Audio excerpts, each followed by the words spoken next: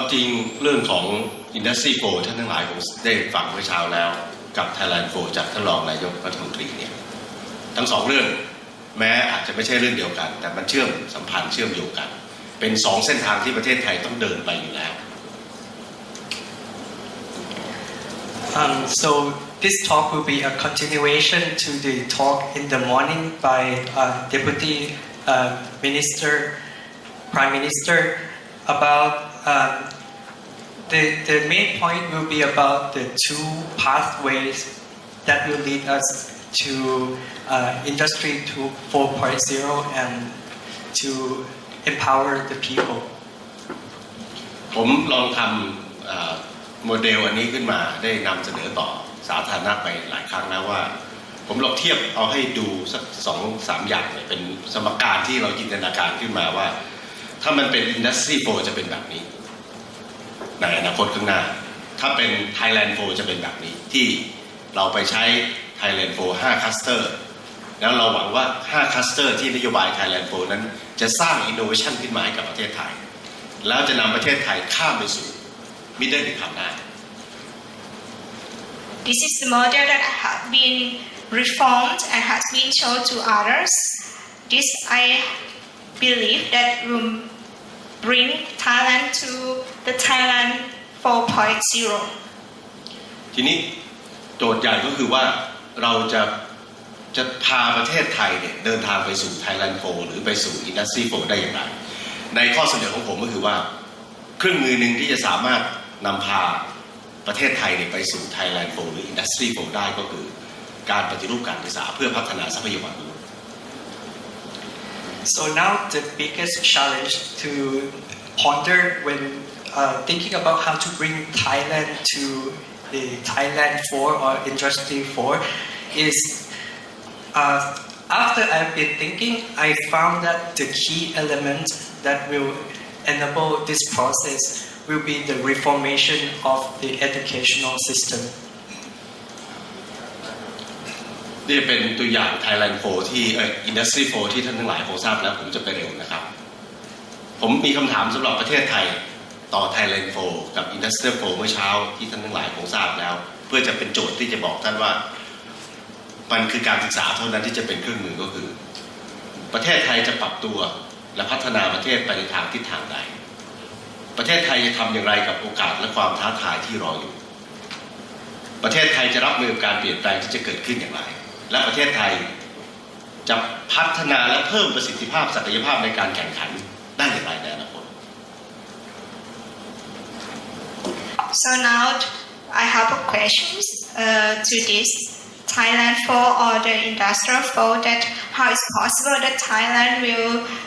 go across to this concept and how we can handle this and how can we develop this in our country ผมว่านี่คือคำถามท้าทายมากสำหรับประเทศไทยของผม This is a very challenging question for all of the Thai people. อย่างเมื่อเช้าท่านคงทราบแล้วนะครับว่าถ้าทำเป็นลูปเป็นแนวทางเนี่ยอันนี้ผมประยุกต์มาจากแนวคิดของนโยบายของรัฐบาลจากรัฐมนตรีสุวิทย์ท่านเห็นได้ชัดเจนว่าที่สุดเนี่ยสังคมไทยจะไปสู่ value based economy ที่อาศัยคลัสเตอร์5คลัสเตอร์ใช้กระบวนการ science and technology เนี่ยแล้วก็ให้เกิด innovation เพื่อนำประเทศหลุดพ้นจาก middle income Okay, so this is one of the models that we have worked with the Minister Suwit. So we are trying to take Thailand in the direction to value-based economy, and in this model we rely on the 5 clusters that you see in the slide, which includes the focus on the science and technology aspect in order to create innovation that will drive the Thai economy. 5 คลัสเตอร์ผมให้ดูเร็วๆนะครับท่านทั้งหลายคงทราบแล้วนะครับ5 คลัสเตอร์ที่เป็นนโยบายของรัฐบาลที่ประกาศต่อสาธารณะชัดเจนนะครับอันนี้ไม่ต้องแปลก็ได้แล้วรูปธรรมที่จะเกิดขึ้นนะครับแล้วก็ คาดหวังว่านโยบายนี้จะทำให้เกิดอย่างน้อยปัญหาการเข้าสู่สังคมผู้สูงอายุในปี 2562 ที่จะเป็นอย่างทางการของประเทศไทยในจากตัวเลขนะครับการเปลี่ยนสินค้าโภคภัณฑ์ซึ่งเป็นสินค้าหลักของประเทศคือข้าวยางพาราน้ำตาลเนี่ยให้กลายเป็นอาหารสุขภาพ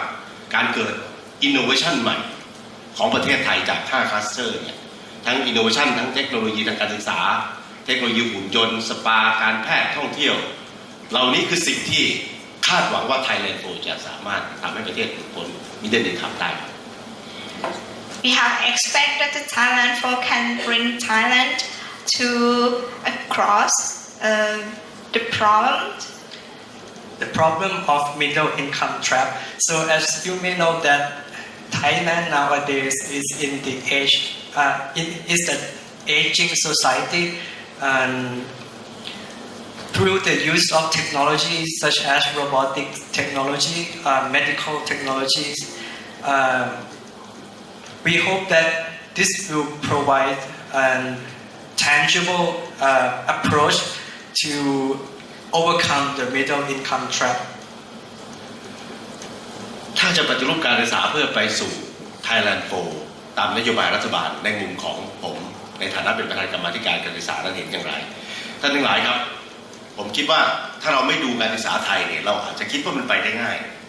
แต่ผมมีโมเดลที่เป็นงานวิจัยของท่านอาจารย์ไพฑูรย์ศิลลักษณ์ที่ท่านเสนอต่อสาธารณะท่านแบ่ง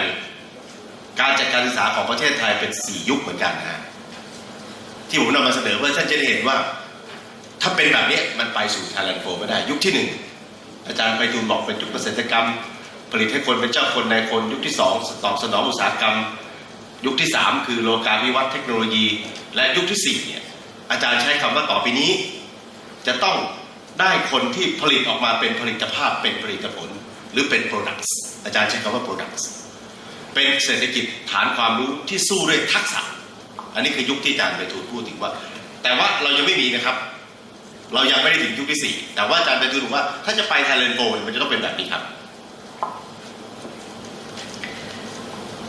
Okay, so now the question here is how am I going to create the revolution in educational system and what will be the policy? You may think that it is easy to come up with a good policy for Thailand if you are not very familiar with Thai education, but as Dr. Prayut has said that there are 4 eras, as we can see in the slides, and those are the eras that Thailand have been through. And the first era, 1.0, is the era of agriculture and class system. And the second era is about the industry reformation, and the third era is about technology and IT and globalization, and the last era is about what we are doing right now, Industry 4.0. But Thailand is not quite there yet. In the 4th era, we are still around about at the 3rd era, but we are getting there. ทีนี้เมื่อกี้ผมแบ่งตามปรัชญานะฮะแต่ถ้าการศึกษาแบ่งตามรูปแบบการบริหารจัดการซึ่งเป็น2 ส่วนที่จะเป็นข้อเสนอผมต่อไปนี้ก็คือผมแบ่งเป็น3 ยุคเป็น4 ยุคจากการวิจัยที่ผมทำเมื่อปี 2551 เนี่ยมีอยู่4 ยุคด้วยกันก็คือยุคที่1เนี่ยเป็นยุคที่ตอนนั้นผลิตคนขึ้นมารับใช้ชาติรับใช้แผ่นดินเป็นข้าราชการนะฮะยุคที่2ยังสังเกตนะตัวสีแดงยังรวมศูนย์อยู่ส่วนกลางเหมือนเดิมนะครับระบบการศึกษายังรวมศูนย์อยู่ส่วนกลางสั่งจากข้างศูนย์กลางลงมาหมดนะฮะแต่ว่ายังมีระบบคณะกรรมการท่านทั้งหลายคงจำได้คณะกรรมการการศึกษาระดับชาติมีสปช.กปอ.กปจ.เนี่ยที่เป็นคณะกรรมการยุคที่3ก็คือยุคปัจจุบันที่ถูกเปลี่ยนไปก็คือเป็นการรวมศูนย์เหมือนกันแต่ว่าเป็นเขตพื้นที่การศึกษาเริ่มจะเป็นจังหวัดการศึกษาแล้วแต่ก็มาถึงณวันนี้ที่จะไปสู่ Thailand 4 เนี่ยมันไปไม่ได้เพราะกลับไปสู่ยุคเดิมเมื่อ50 ปีที่แล้วก็คือภายใต้จังหวัดการปกครองเหมือนเดิมยังมองว่าการจัดการศึกษาจังหวัดการศึกษานั้นคือจังหวัดการปกครองซึ่งจริงมันไม่ใช่นะฮะ Okay, so this is the philosophy in one of my research that I did in classifying the eras in Thai education. So, according to my research, there are 4 eras similar to the previous page. The first era is all about how to create the human resource as quickly as possible. But in the second era, there was a committee that was being held to to control and look over the education. But the committee that was created in the second era was still at a national level and not truly decentralized. So in the third era, the organization that takes care of education starts to decentralize to smaller provinces, but we can't seem to get from the step 3, the era 3 to era 4, because the provincial committee seems to be the one that creates all the restriction and create all the rulings.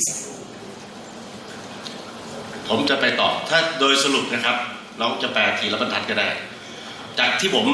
แบ่งเป็นสองแบบคือทั้งปรัชญาแล้วก็รูปแบบการบริหารเนี่ยระบบการศึกษาไทยใน115 ปีจึงเป็นแบบนี้ถ้าเป็นแบบนี้มันไปสู่ industry 4 ไม่ได้ก็คือรัฐเป็นผู้ให้ประชาชนเป็นผู้รับปัจจุบันยังเป็นแบบนี้อยู่นะครับ Okay, so this is how the Thai education has been, and I think there needs to be some change to this trend here, because otherwise we will not be able to reach industry 4. So the first point is that the government is the giver and the people is the receiver. And หรือเรื่องของความรู้ระบบการศึกษาไทยเป็นความรู้ประเภทสำเร็จรูปมากกว่ากระบวนการคิดทักษะวิเคราะห์ผูกพันกับปริญญามากกว่าการเรียนรู้ก็คือยึดปริญญาเป็นหลักทุกคนจึงไปเรียนปริญญาผูกพันกับระบบโรงเรียนอย่างเดียวซึ่งเป็นตัวที่ทำให้เราไม่สามารถไปค้นอินโนเวชันใหม่นะครับเป็นระบบการแข่งขันแบบแพ้คัดออกเป็นการสอบให้ผ่านมากกว่าเรียนรู้เป็นระบบการศึกษาที่ทำให้เด็กขาดโอกาสเพราะเด็กต้องเรียนเหมือนกันมันมีหลักสูตรการวัดผลประเมินผลที่ให้ผู้เรียนตอบโจทย์ครูมากกว่าตอบโจทย์ชีวิตตัวเองและสังคมแล้วใช้สื่อเทคโนโลยีเพื่อความบันเทิงมากกว่าการเรียนรู้9 ประเด็นนี้ผมลงยกตัวอย่างเพื่อเห็นว่านี่คือปัญหาอุปสรรคของการศึกษาสรุปก็ได้ Okay. Another age choice or age system that we have been focused for the last more than 100 years ago, that we also would like to see how successful of our education. We are aiming to have a diploma. We are aiming to get just the paper that we can go for the job, but we are not focused on how can we challenge or how can we train our children to think or to analyze the problems or the questions. And we have been using a lot of the social devices or the internet, but it's mainly for the entertainment, not for the educational. เอาล่ะถ้าเป็นแบบนั้นนะครับนี่ผมโดยสรุปนะฮะถ้าเป็นระบบการศึกษาไทยจากอดีตจนถึงปัจจุบันเนี่ยโดยรวมความรู้ว่ามันไม่สามารถตอบโจทย์ Thailand 4 ได้มันไม่สามารถเดินไปสู่ Industry 4 ได้อย่างที่ผมได้เรียนไปแล้วนี่เป็นโมเดลแบบที่ผมเรียนท่านเจอแล้ว Okay, so with the current model that we are using, I have a strong feeling that we would not be able to bring Thailand to Industry 4. So that something needs to be changed. ถ้าดูจากนโยบายของรัฐบาลเนี่ยนะใน Thailand 4 เนี่ยคุณสมบัติของเกษตรกรยุคใหม่ของ Thailand 4 ก็คือ Smart Farming Social Enterprise เห็นไหมครับมันไม่ได้เกี่ยวข้องที่ผมนำเรียนท่านเรื่องการศึกษาเมื่อกี้มันคนละอย่างเลยนะแต่จริงๆเราต้องเดินไปสู่เส้นทางนี้แรงงานที่มีความรู้ความเชี่ยวชาญและทักษะสูงอันนี้คือตัวอย่างที่มันคนละอย่างครับระบบการจัดการศึกษาเชิญครับ Okay, so this is the quality that we are looking forward to see in Thai people in Thailand for. So we would like the agriculture system to move from just a traditional agriculture to the smart farming, and we would like to have more high-skilled labor in the workforce. And as a result, be able to produce high-quality products. ผมว่าอันหนึ่งที่จะเป็นตัวตอบโจทย์สำหรับข้อเสนอผมตอนท้ายเนี่ยจากงานของท่านอาจารย์ศาสตราจารย์ดร.ไพฑูรย์ศิลรัตน์ที่พูดถึงว่าถ้าจะไปสู่ Thailand 4 อาจารย์ให้ข้อเสนอไว้4เรื่องก็คือ1 critical mind ผู้เรียนต้องเป็น critical mind smart consumer ต้องเป็น creative thinking ต้องเป็น productive mind หรือ product oriented แล้วก็ responsible mind 4เรื่องนี่คือ4เรื่องที่จะต้องสร้างให้ผู้เรียนเนี่ยเป็นผู้เรียนที่จะต้องเดินทางไปสู่ Industry 4 ได้ In order to bring Thailand to the Thailand 4, we have to change the children or the learner in Thailand to be with 4 indicators. The first one, they should have a critical mind. They should have a smart consumer. Number 2, they have to have a creative thinking. They also have to be a productive mind. And lastly, they also have to be a responsible mind. ผมก็เลยลองดูว่าถ้าจะไปสู่การศึกษา Thailand 4 เนี่ยได้เนี่ยจะต้องทำอย่างไรบ้างอันนี้เป็นแนวทางที่จะเป็นข้อเสนอผมนะก็คือต้องเดินหน้าด้วย R&D ต้องให้คนได้รู้ว่าโลกความรู้มันเปลี่ยนแปลงไปต้องเปิดกว้างหลากหลายต้องกระจายอำนาจต้องปฏิรูประบบการเรียนของคนทั้งสังคม Okay, so this is the modified roadmap to Thailand 4. So we would like to add the R&D aspect as one of the tools that will lead us to Thailand 4.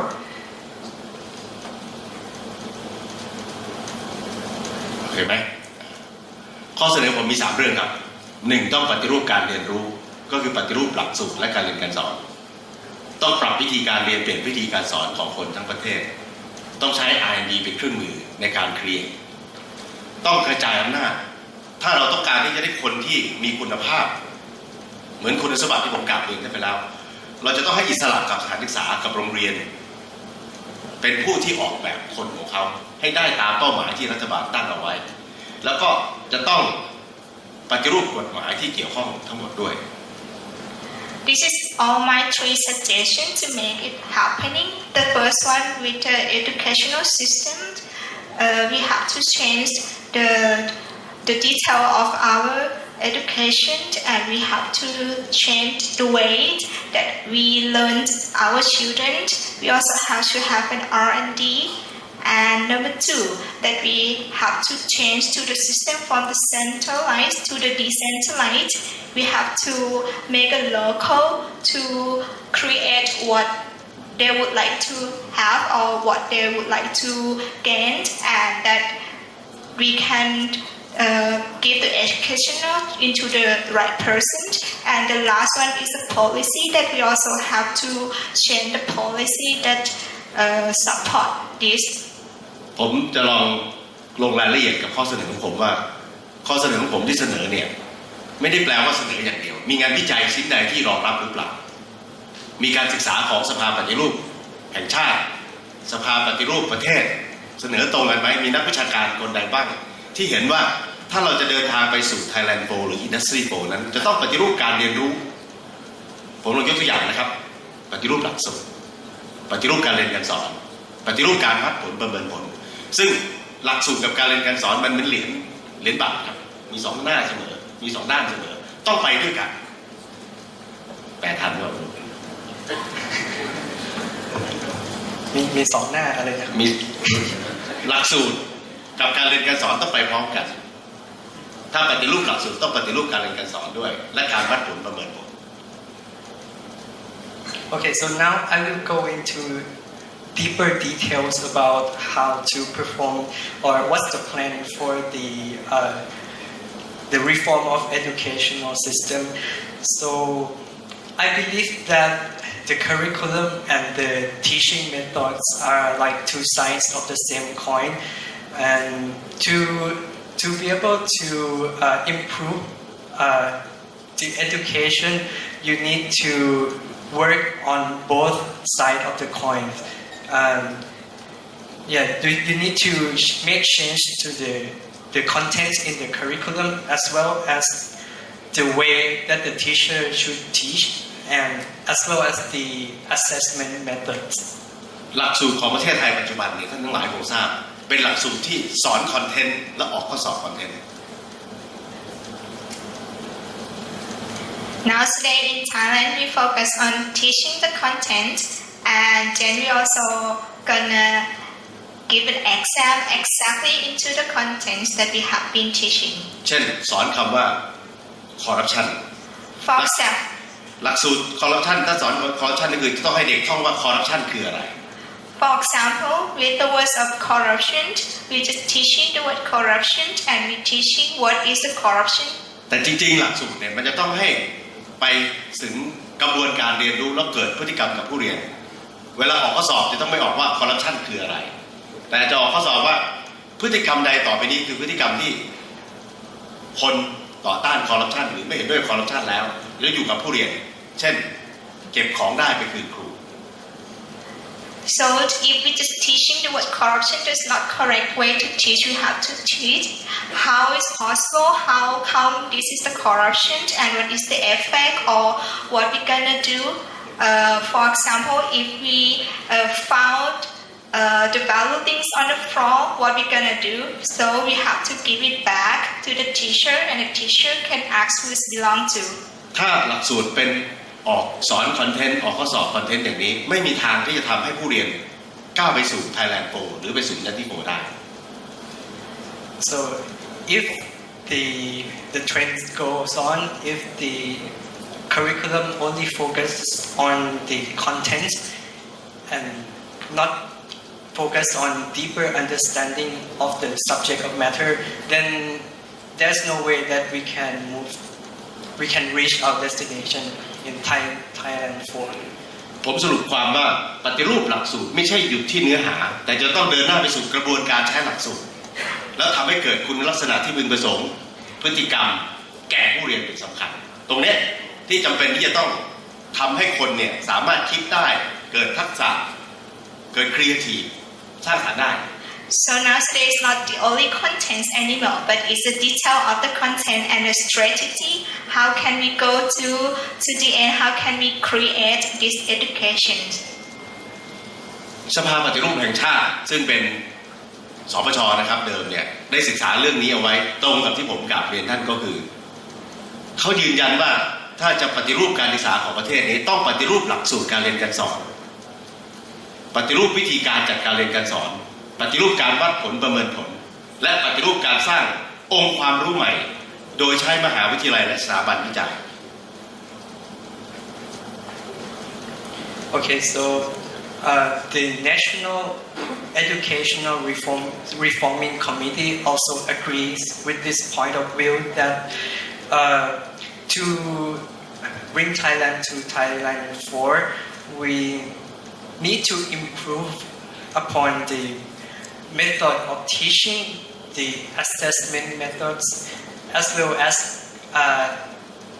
endorse the creation of new innovations and researching. หรือวิทยากรเชิงคุณพูดถึงเรื่องนี้น่าสนใจมากครับท่านบอกว่าปฏิรูปเนี่ยมันปฏิรูปการเรียนรู้ก็คือการปฏิรูปการเรียนการสอนให้มีคุณภาพหรือปฏิรูปหลักสูตรที่ผ่านมาเราไม่ได้ปฏิรูปตรงนี้เลยเราพูดแต่เรื่องเนื้อหาเราพูดแต่เรื่องโครงสร้างนะ So far we haven't talked about the reform of the teaching approach at all. So we have only talked about how to reform the content and โอเคผมเอาอีกท่านหนึ่งเพื่อจะให้ได้เห็นว่าหลักสูตรของประเทศเราเนี่ยเป็นหลักสูตรที่ไม่สามารถจะก้าวไปสู่ Industry 4 ได้ไม่สามารถก้าวไปสู่ Thailand 4 ได้อาจารย์ไพฑูรย์ศิลลักษณ์ซึ่งเป็นอดีตประธานครุสภาเนี่ยครับท่านวิพากษ์เรื่องนี้เพิ่งวิพากษ์ล่าสุดเลยนะครับก็คือปี 59บอกว่าหลักสูตรการเรียนการสอนยังเป็นระบบบริโภคความรู้บริโภคความเข้าใจบริโภคค่านิยมที่กำหนดไว้ในสังคม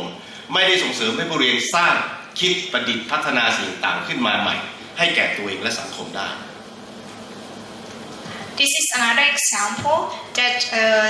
Thailand now the education cannot bring to industrial number 4 yet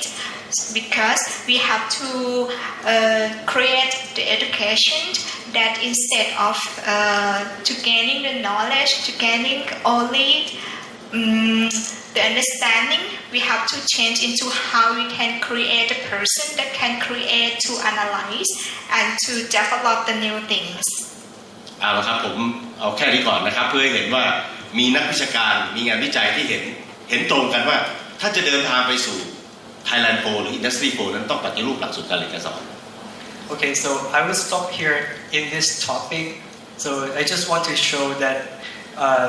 what kind of research and work has been done to think about how to improve our educational system. เข้าใจว่าเวลาน่าจะใกล้หมดแล้วผมจะขออนุญาตประเด็นแรกเลยว่าตรงกันกับสภาปฏิรูปแห่งชาติตรงกันกับสภาขับเคลื่อนปฏิรูปตรงกันกับสภานิติบัญญัติแห่งชาติแล้วก็มีในรัฐธรรมนูญมาตรา 59 ครับผมไปต่อเลยนะอันที่2คือกระจายอำนาจอันนี้คือปัญหาใหญ่ที่มีปัญหามาตั้งแต่การปฏิรูปการศึกษาเมื่อปี 2542 ท่านจำหลุดที่ผมทำได้ไหมครับเราบอกต้องกระจายอำนาจ4 งานแต่ตอนนี้จากวันนั้นถึงวันนี้ยังไม่ได้กระจายอำนาจไปที่สถานศึกษาคำตอบสำคัญกับคุณภาพของการศึกษาเนี่ยคือครูคือคนที่อยู่สถานศึกษาที่อยู่ใกล้ชิดผู้เรียนที่สุดกระทรวงศึกษาไม่อาจจะสั่งให้ครูสอนให้นักเรียนมีคุณภาพได้จึงไม่จำเป็นจะต้องเอาอำนาจไปที่กระทรวงต้องเอาอำนาจไปที่สถานศึกษา4 งานคือวิชาการบุคคลงบประมาณและบริหารงานทั่วไปให้สถานศึกษามีอำนาจออกแบบ For the last 17 years, we have been using the centralized system, but now today we have to change into the decentralized system that we have to give the power into the teacher, into the local, to able to improve the knowledge and also to improve the person. And also to give the budget and the management. Everything should be not from the centralized but from the local or decentralized policy. ปัญหาของประเทศเราตอนนี้ก็คือปัญหาเรื่องคุณภาพการศึกษาคุณภาพของผู้เรียนตราบใดก็ตามถ้าอำนาจยังไม่ไปถึงที่โรงเรียนเนี่ยผมให้ท่านดูอันนี้ครับสภาปฏิรูปแห่งชาติเสนอประเด็นน่าสนใจมาก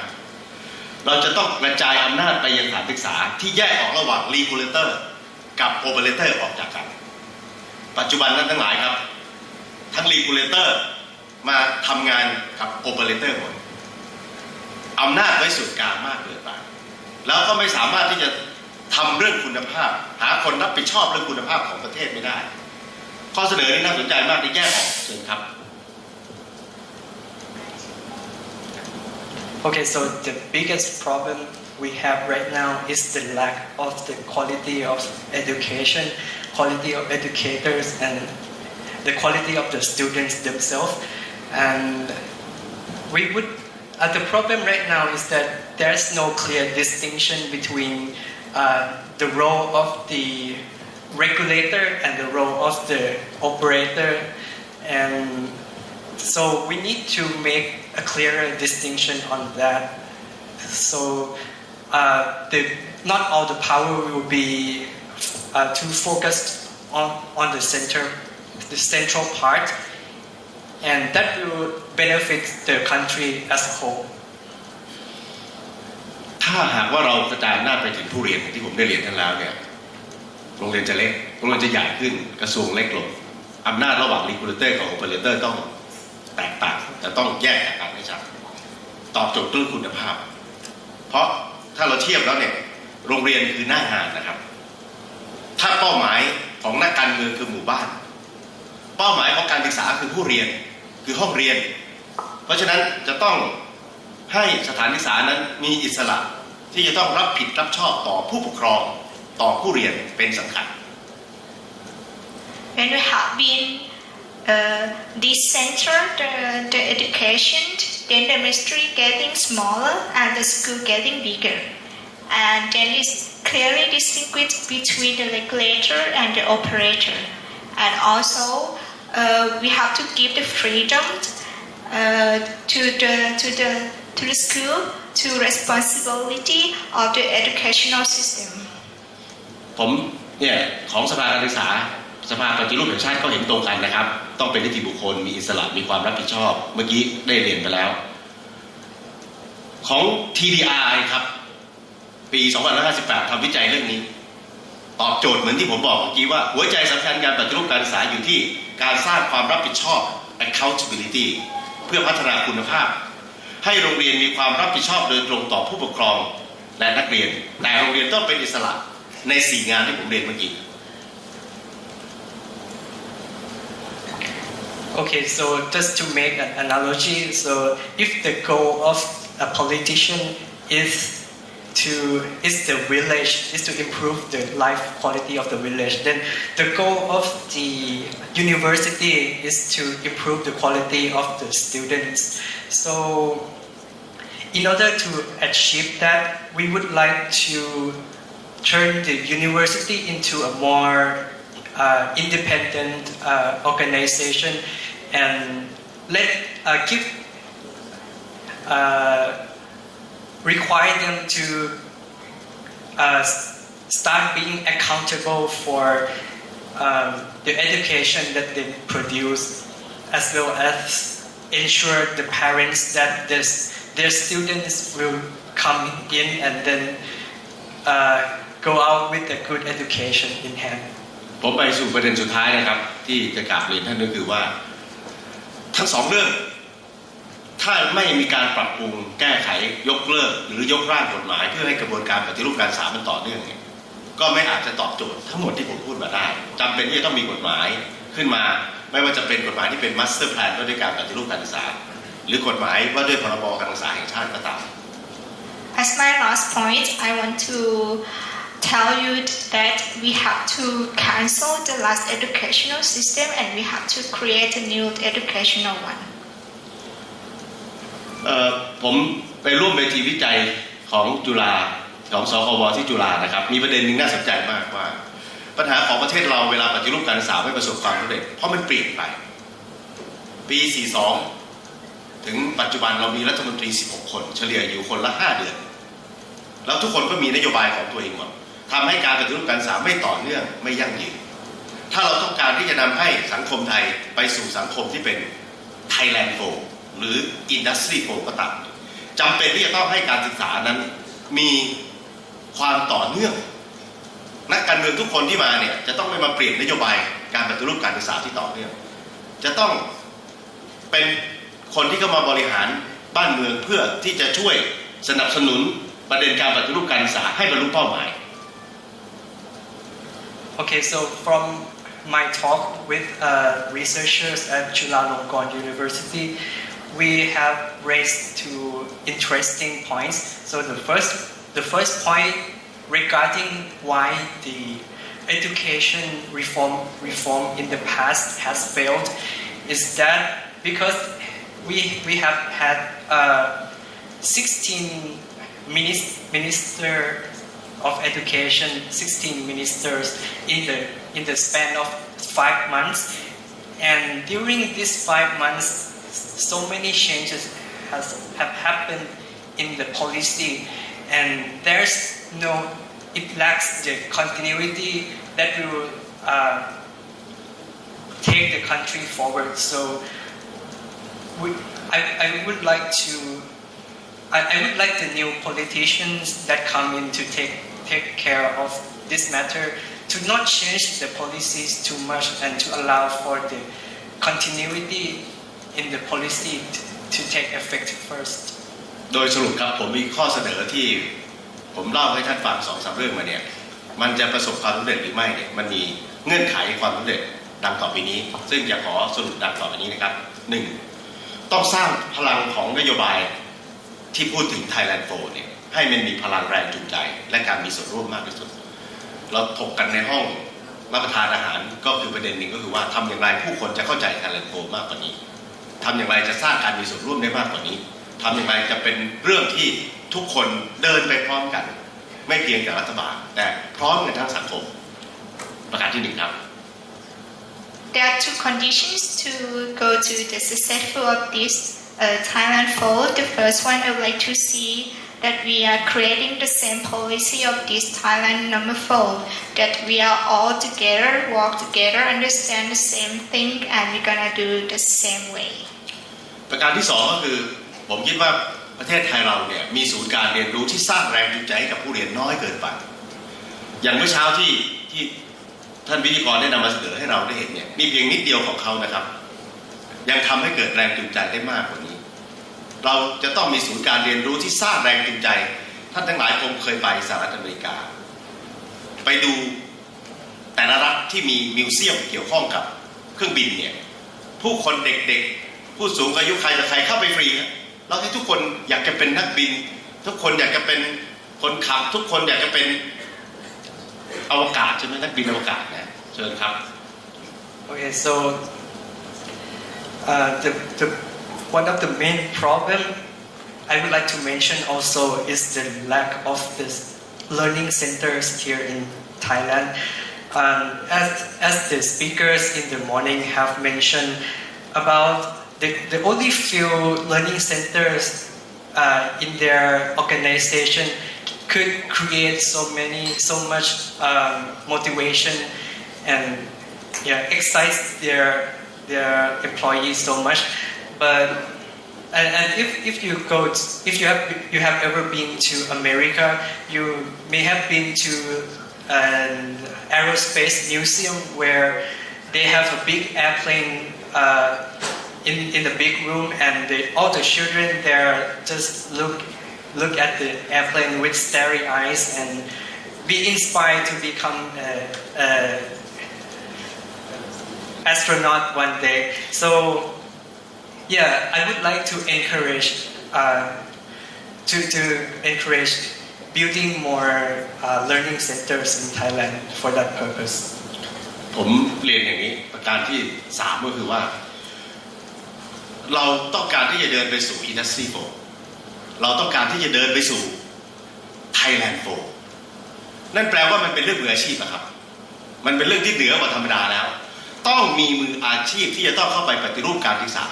เพราะมันคือหัวใจสำคัญที่จะเป็นเครื่องมือทำให้ไปสู่ Industry 4แล้วก็ Thailand 4ได้ครับ Number 3, we also need the professionals that can drive us into the Thailand number 4. และสุดท้ายครับ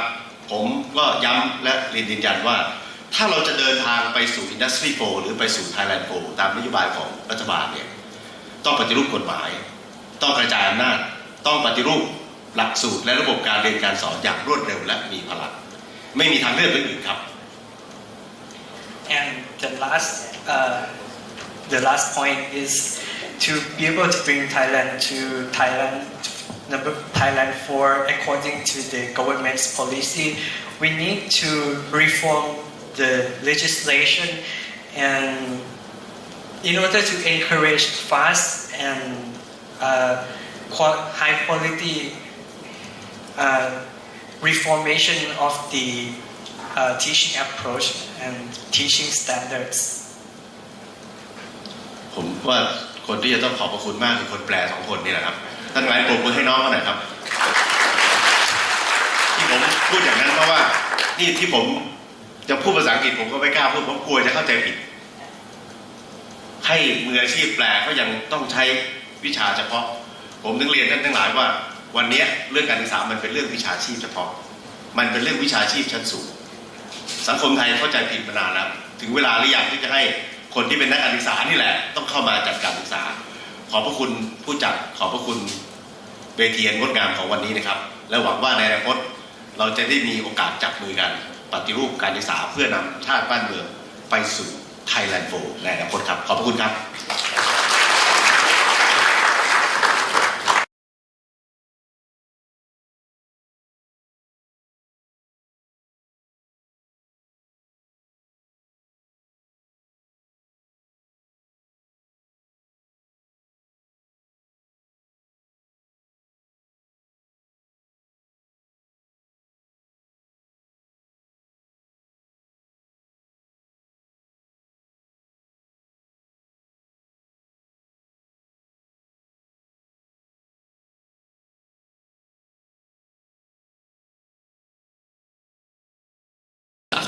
Good afternoon. First of all, let me extend my sincere thanks to our partners here in Thailand, TVQI and the OBEC, for organizing this conference and for considering BIP to contribute to this conference. And I would also like to thank my German colleagues from Bosch Rexroth and GIZ. So, as already announced, I would like to provide you an insight into the activities of the BIBB regarding Industry 4.0, or as the BIP decided to refer to as Economy 4.0. First of all, I will shortly give you an overview about what BIBB is doing with regard to vocational education and training in Germany, so that you can also then understand why BIBB focuses on certain questions regarding the digitalization of the world of work. The BIBB is the national and international center of competence for initial and continuing vocational education and training in Germany, and it contributes to the improvement of vocational education and training by means of research, advisory services, and development. And the target group are stakeholders from VET planning, as well as from the field of practice, which means VET institutions, as well as the scientific community in Germany and abroad. Just to give you an idea about the basis of BIBB, BIBB has its basis in the Vocational Training Act of 1969, which for the first time enabled that a nationwide vocational and education training system in Germany is in place, and it was then founded in 1970, and its headquarters are located in Bonn since 1999. It is under legal supervision of the Federal Ministry of Education and Research, and at the same time advises the government in all questions related to vocational and training in Germany. The BIBB consists of 4 departments taking over different tasks and duties. I will talk about this a little bit later. And the executive bodies of BIBB are first of all the president, Dr. Esser, and the main board, which consists of representatives from the German economy, as well as the employee side, representatives from the trade unions, and representatives from the federal and the local governments in Germany. And as I said before, the main task of the main board is to advise the federal government in Germany on the development of VET in Germany. So this is one very important aspect I would like to draw your attention to. I think one key characteristic of the German vocational system is that all stakeholders, meaning all stakeholders from industry and trade, as well as from the employee side and the government, are involved when it comes to the development and reform of vocational training in Germany. And as you will see later, this also plays a major role now when we face questions regarding future skill requirements in the face of change requirements due to an increasing automation and digitalization of work processes. So one very important task BIP is responsible for is the regulatory work, which means the development of vocational training standards, in this case for training regulations that apply to the in-company part of vocational training in Germany. And BIP here acts as the scientific partner and coordinating body when it comes to the development of training regulations together with stakeholders. But apart from that, research activities form a very important basis for the development and the modernization of those training regulations, which means that, for example, BIP also conducts research in the field of qualification research that can be directly related to specific occupations. So before the process of training regulation development begins, there's often some sort of preparatory research conducted before, and newly developed structures or regulations are later on evaluated on a regular basis. But apart from that, there is also like considerable part of research at BIP which aims at basic research regarding fundamental trends in the development of qualifications. For example, here methods like medium and long-term projections play a very important role in order to forecast future demand and supply of labor force, as well as changes in skill requirements, etc. The research of BIP is based and is formulated in a research and development program. There is a medium-term research and development program which is updated every 3 years, and then there's also an annual research programs which focuses on certain key topics which are of importance in the current political discussion. So right now there are 5 general research priorities, and I want to highlight the first 2 priorities, which is vocational training market and employment system, and questions related to it, such as the further development of occupations, or also to have a look at transitional processes regarding changes in skill requirements, etc. And the modernization of quality assurance in vocational education and training aims at occupation-specific questions. This conference is about Industry 4.0, or as I said before, BIBB refers to these processes as Economy 4.0, and there's actually a number of projects that are currently conducted or implemented at BIBB, research projects, most of them. And BIBB started this project in 2014 and formed a team of experts in order to pool all relevant expertise and all relevant activities on this topic. And before I go a little bit more into the details about all the other research projects, I would like to provide you an insight into one project in particular, which has already started 1 year ago, and there are already first results regarding the role of vocational education and training and necessary changes. So this project was conducted together with VW, Volkswagen. I think most of you should know the company. The automotive sector is the most important industry sector in Germany, and the the aim of the project was, first of all,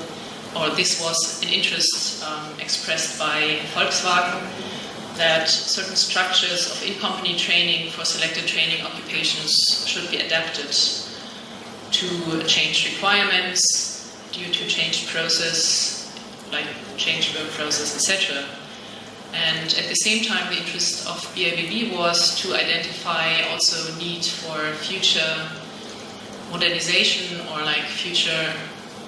restructuring processes of selected training occupations. One key characteristic again was that at all points at all times of the project, stakeholders were involved in the research, but also in the analysis of the results. And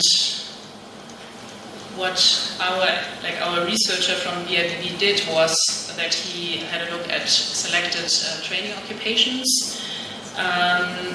which were located in the production support area of VW, which is the electronics technician, the mechatronics fitter, and the IT specialist, the occupational profiles of those also training occupations. And what he found was that when speaking to the specialist departments at VW and having a look at how in-company training is conducted at Volkswagen, that due to those changed work processes, that there's an increasing overlap of existing occupational profiles, so that there are less and less work tasks that were formerly related to the task of a mechatronics fitter, for example, or like were formerly related to the task of an IT specialist. So none of the existing occupational profiles of the former occupational profiles fully matches the potential demand of Volkswagen and the potential skill requirements that our researchers summarized in a hypothetical profile of a so-called operational maintenance technician 4.0. Another aspect which became obvious was that IT skills have obviously gained in importance. This refers not only to IT skills as such, but also former tasks can now be considered to require much more knowledge of IT technologies. And then there's also completely new tasks that were formerly not at all subject of those working processes. So one conclusion that could be drawn from this research was that the understanding of systems and processes has gained much more in importance, as well as the problem-solving skills of skilled workers. And these can be considered as core characteristics of the job profile required by Volkswagen. So what follows for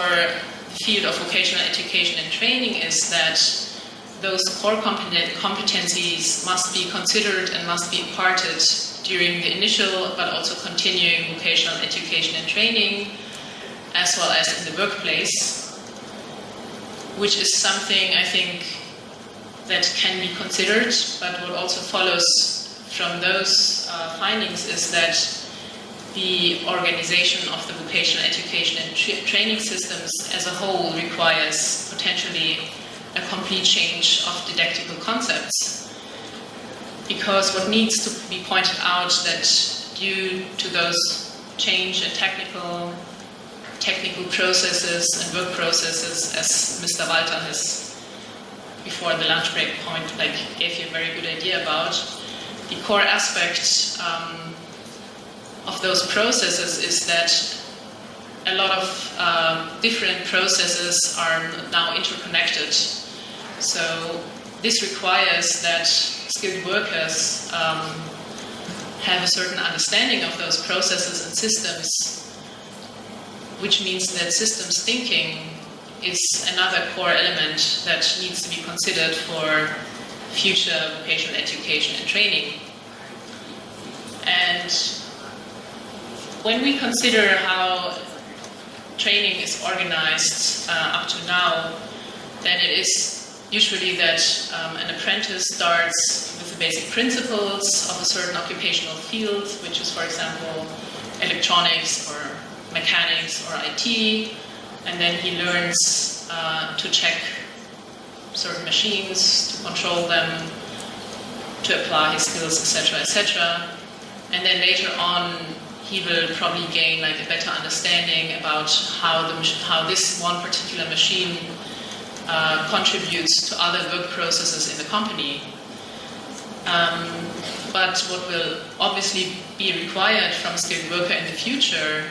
is that he has a much better understanding of the whole system as such, which means that also the understanding of systems should form the starting point of training in the future.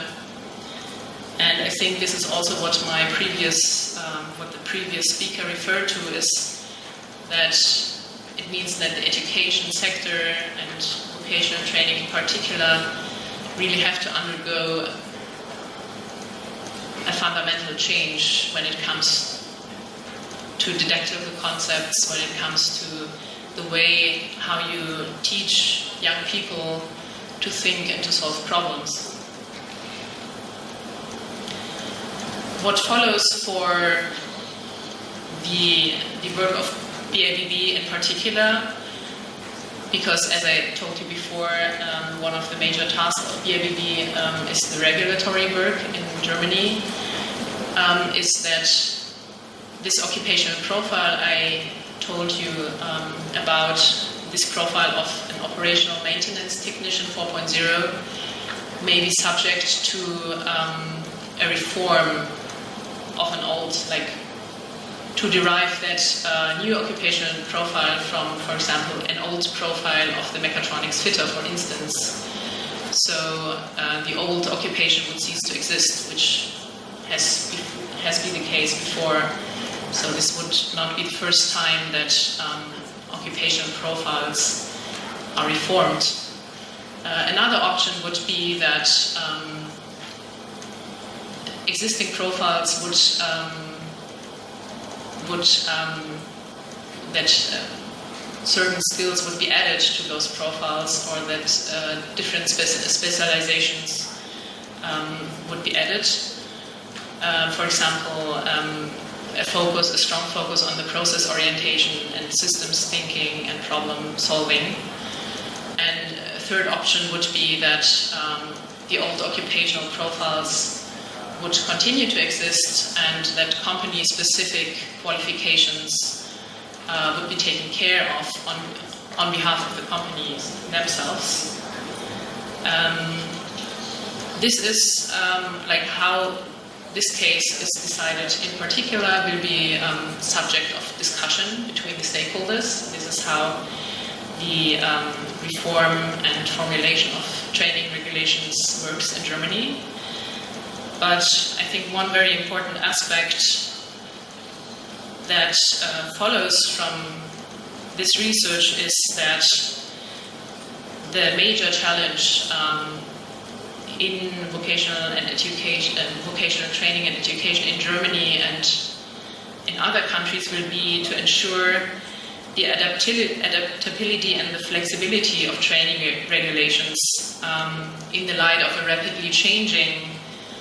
world of work, in the light of rapidly changing skills and requirements, so that the training system and also the education system as a whole can keep up with the developments in the world of work. So maybe just to give you an outlook on other activities of BABB in the field of Economy 4.0. So the three boxes that you see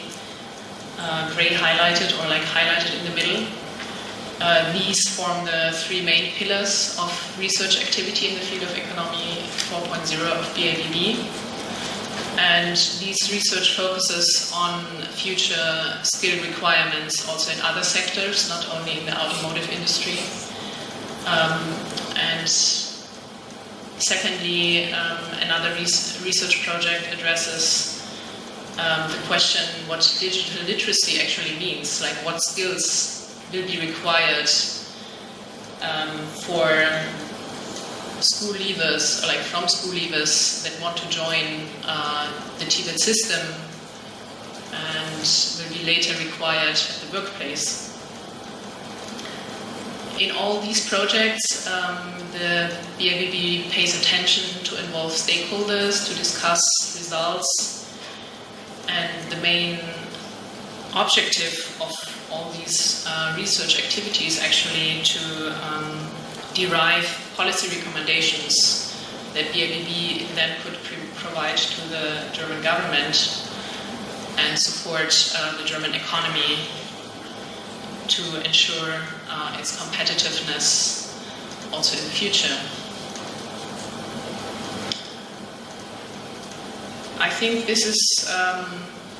most important and most interesting facts that I can present you today. I think maybe in the context of what has been said before, I think one very important focus also for Thailand should be that when it comes to how the future challenges can be tackled effectively by the government is to also involve stakeholders from industry and trade in this process in order to understand the requirements and the demand on behalf of the industry. This is maybe one personal thought I would like to add to the existing discussion here. Thank you. And the next keynote speaker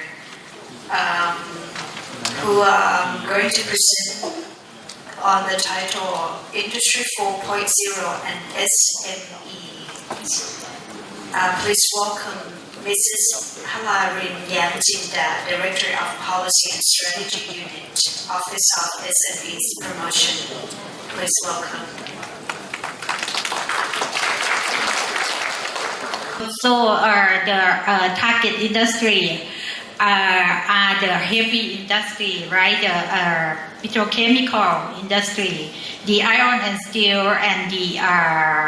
electronic and computer industry. And as someone mentioned, such kind of industry, they have to take very huge investment on imported technology and the funding of investment, which is not the core competency of Thailand. For the current government try to leasing of the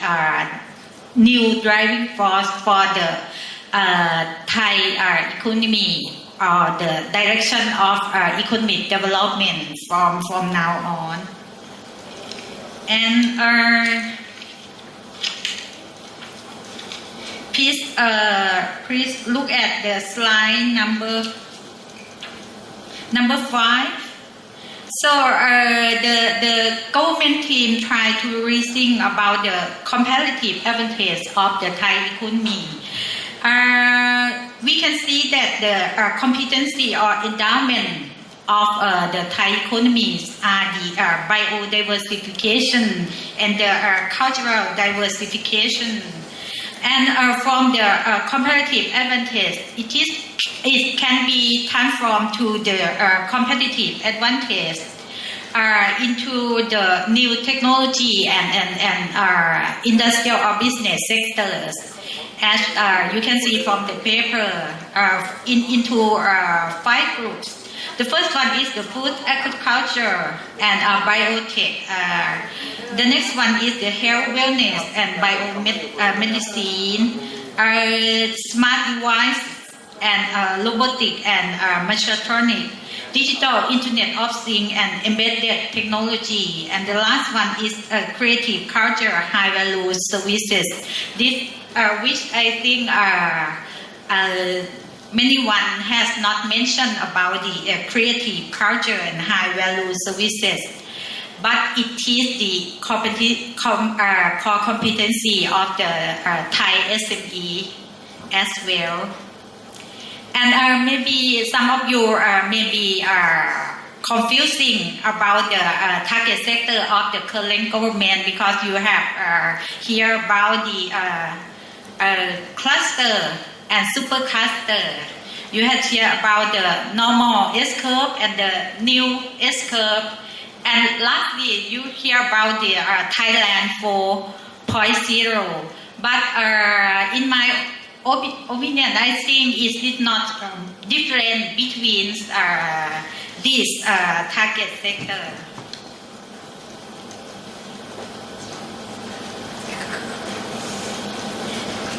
So it's not anything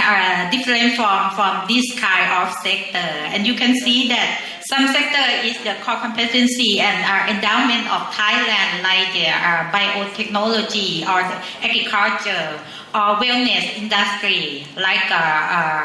healthcare or tourism industry, and the creative and cultural or Thainess industry. But some are not, like smart devices or robotic, mechatronic, digital, Internet of Things, embedded technology. But we already know that it is the thing that coming to our economy, and we cannot take it out from our consideration, and it is not. Maybe sometimes it is not the final product, but it is the tool of upgrading our industry and businesses. So to do so, the government had to change many structure of the Thai economy, like from the traditional farming to be the smart farming. From traditional SME to smarter SME or entrepreneur, from the traditional services to high value services, and from unskilled labor to semi or high skill and knowledge worker. And the goals for the government for Thailand 4.0 is to be stability and prosperity and sustainability of the economy, of Thai economy. So the area that the government has to focus are many things. For example, like a high value tourism, the functional food, the precision farming, the smart city, the active aging, the low carbon society. All of these things, they need more innovative methodology to upgrade their business. So our answer for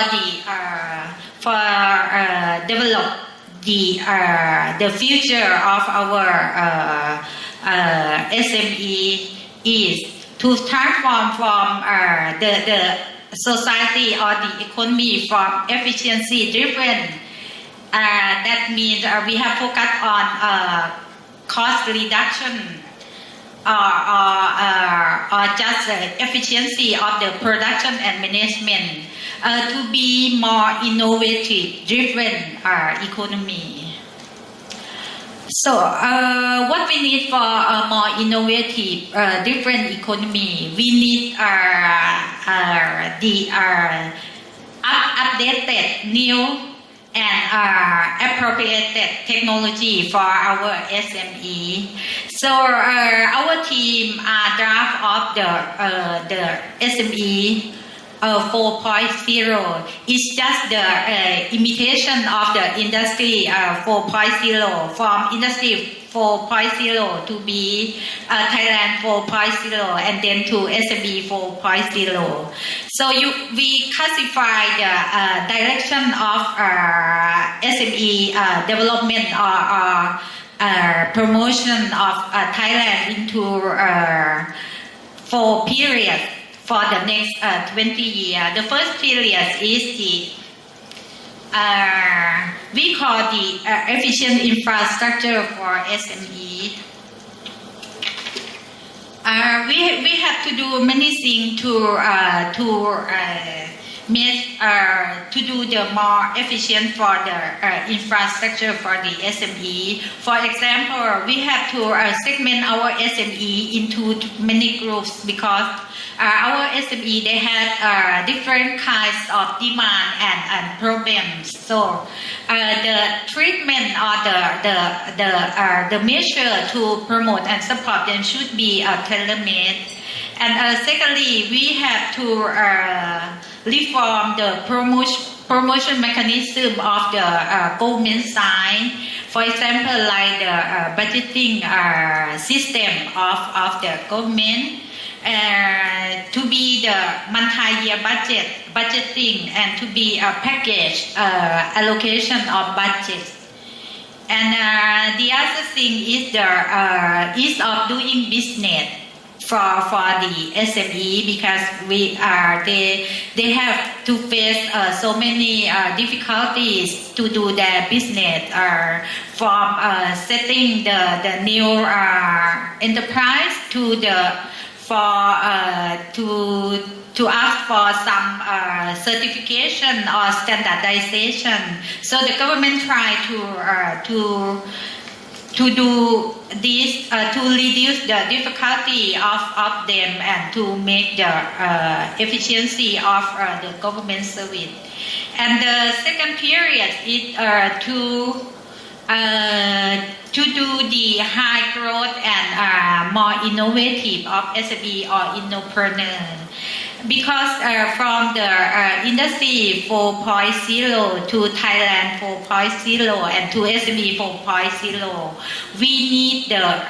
science, technology and innovation capability of SME, which they cannot do by themselves, only by themselves. So the government had to assist them in terms of some funding or some budget and in terms of knowledge and information. And the third period of developing SME is to do the tech startup nation to develop the tech startup for the Thai economy, which we think the tech startup will create much more income for themselves and finally eventually is for the country as well. And the last period is to foster our SME to be internationalized or globalized. From our survey, we have found that our SME is less than 10% is they have done the international transaction or business. So the majority of our SME are 90% of them still the localized or domestic focused business. But we think now the globalization, the AEC ASEAN Economic Community had opened some opportunity and some threat to them. So we try to foster them to be more globalized. And as I mentioned, we have separate our development direction into 4 periods, but it doesn't mean that every period is the fragmented measure or promotion strategy, but the whole period they can support, they can be supported one another. And this is just to show you that from the concept of the Thailand 4.0 to the SME 4.0. And I think I have explained some detail on this already. And this is just to show you the draft of our fourth SME promotional master plan for the next 5 years. We have the direction of the SME development for the next 20 years, but we have draft in detail for the next 5 years already, as it will be proposed for the approval to the board of SME promotion, which is chaired by the Prime Minister very soon, and then to propose to the cabinet for the approval, and then this master plan will be the overarching policy for the implementing organization to do their action plan or operational plan, which is in line with this master plan. And for the next 5-year strategy, we have set the draft strategy into 3 groups of strategy. The first one is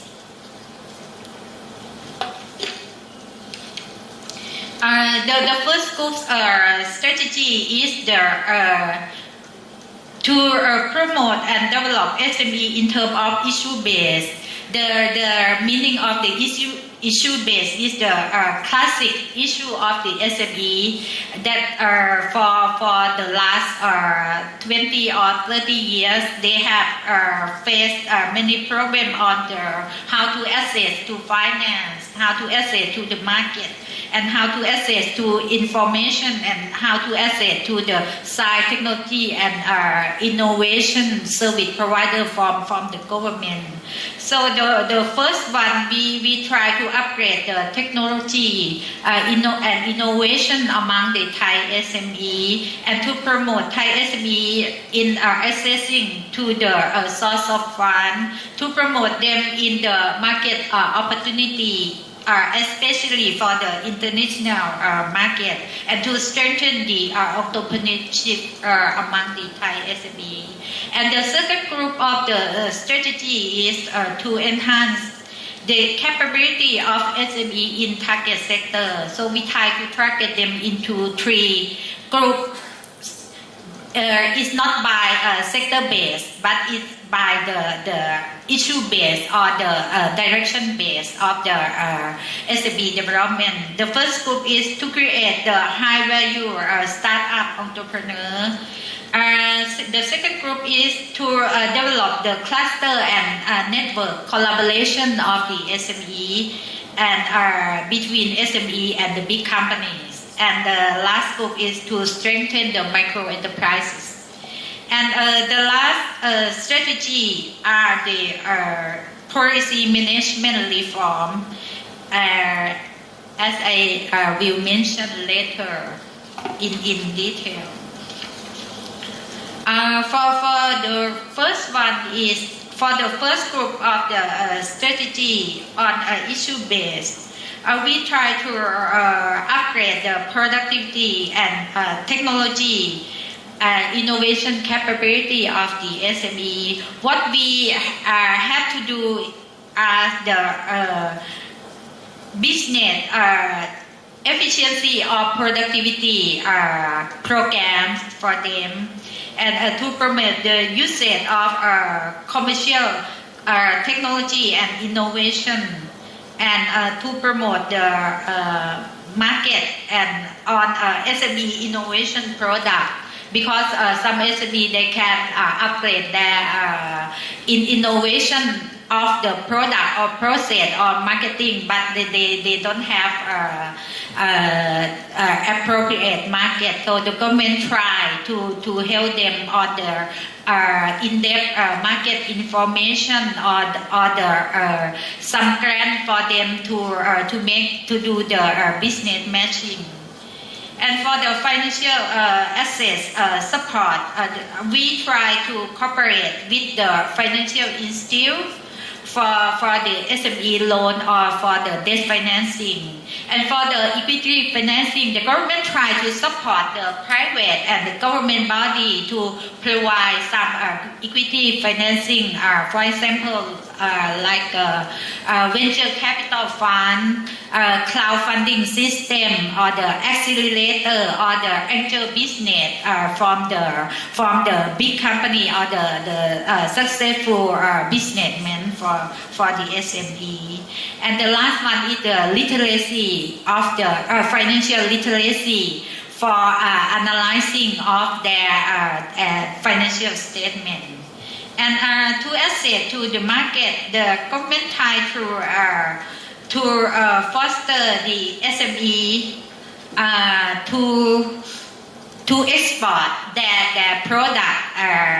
Firstly, maybe start with the CLMV market, and secondly, to the next step is to the regional market like ASEAN or Asian country. And if they have sufficient capability, maybe they can go to the global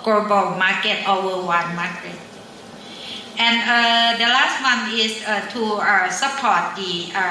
entrepreneurship. This is may concern with the industry 4.0 because we try to upgrade the ICT literacy or digital literacy of the SME. We try to segment them for the traditional SME. We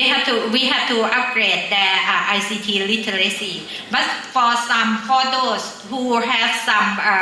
capability on ICT, we try to support them to use the ICT, to utilize the ICT to upgrade their innovative capability in various kind of innovation, like for product innovation, for process innovation, for network and services innovation, and maybe for their organization as well. And for the target groups strategy, to develop the high value startup, as I mentioned before, we try to segment our SME or their competency of our SME on the high tech and high touch. High touch means they can utilize the Thainess or the culture, Thai cultural or the hospitality of the Thai people to do their business. And we try to foster the cluster because most of our SME are standalone SME, and we think they cannot strong enough if they are still standalone. So we try to promote and support them to join together to make the networking and to be the cluster business partner and the clustering. And for the micro enterprise, it is for the smart farmer, the smart micro SME and the community enterprises. The government try to promote in many areas for their production, for their marketing, and for supporting the financial scheme. And the last one is the government policy reform. We have to do many things, and I think the industry 4.1 should be one kind of channel or instrument for the government to provide the service provider to the SME. So maybe we try to use the digital channel or online channel to provide service for our SME more and more. And for the big data, because we have many data on SME, and as I will show you later about our SME, we have 2.7 million SME in this country, and we have the content of the data. We try to use the technique of big data analytics to categorize and to classify our SME and for the tailor-made program and measures. And this is just to show you the profile of the Thai SME. You can see that the SME in Thailand there are 2.7 million enterprise of the SME. Each share is or account for the 99.7% of the total enterprise in Thailand. And for the employment share, the SME has 80% of the employment share, or the non-agricultural employment is the 80% are from SME. And for the newly enclosed SME, year by year, you can see that they set the new firms for allow 50 to 60,000 each year, and they have gone allow 10 to 20,000 per year. And for the GDP of SME, our SME has their share 41% of share of the total GDP of the country. And for the export value, SME has their direct export value for 27%, and for the import value, they have 34% import value of the total value. And my last slide is for advertising the office of the SME promotion. I am not sure that you are familiar with our office, whether you are familiar with us or not. Our office has established in the year 2001. We are a leading agency on SME promotional policy formulation and a focal point for the operational plan and system. So our mission are to formulate SME promotion master and action plan, and we don't do alone. We have to do together with the concerned agency, both the public and private sector. And we have to support SME promotion implementing agency by various instruments like the budgeting. We have the SME promotion fund, and we have done some research and information and knowledge for the SME and for the implementing agency. And we are the one who has to monitor and evaluate the SME promotion in the country. And the next mission is to develop SME database and knowledge. As I mentioned before about the SME profile, we are the only one agency that do the SME database of Thailand. And the last one is 2 minutes, SME promotional fund as the instrument to guide the SME operational plan. So our strategy is to formulate SME policy and plan for SME promotion and integration, and to subsidize and support from plan to action, and to create and develop collaboration and networking amongst the SME and the implementing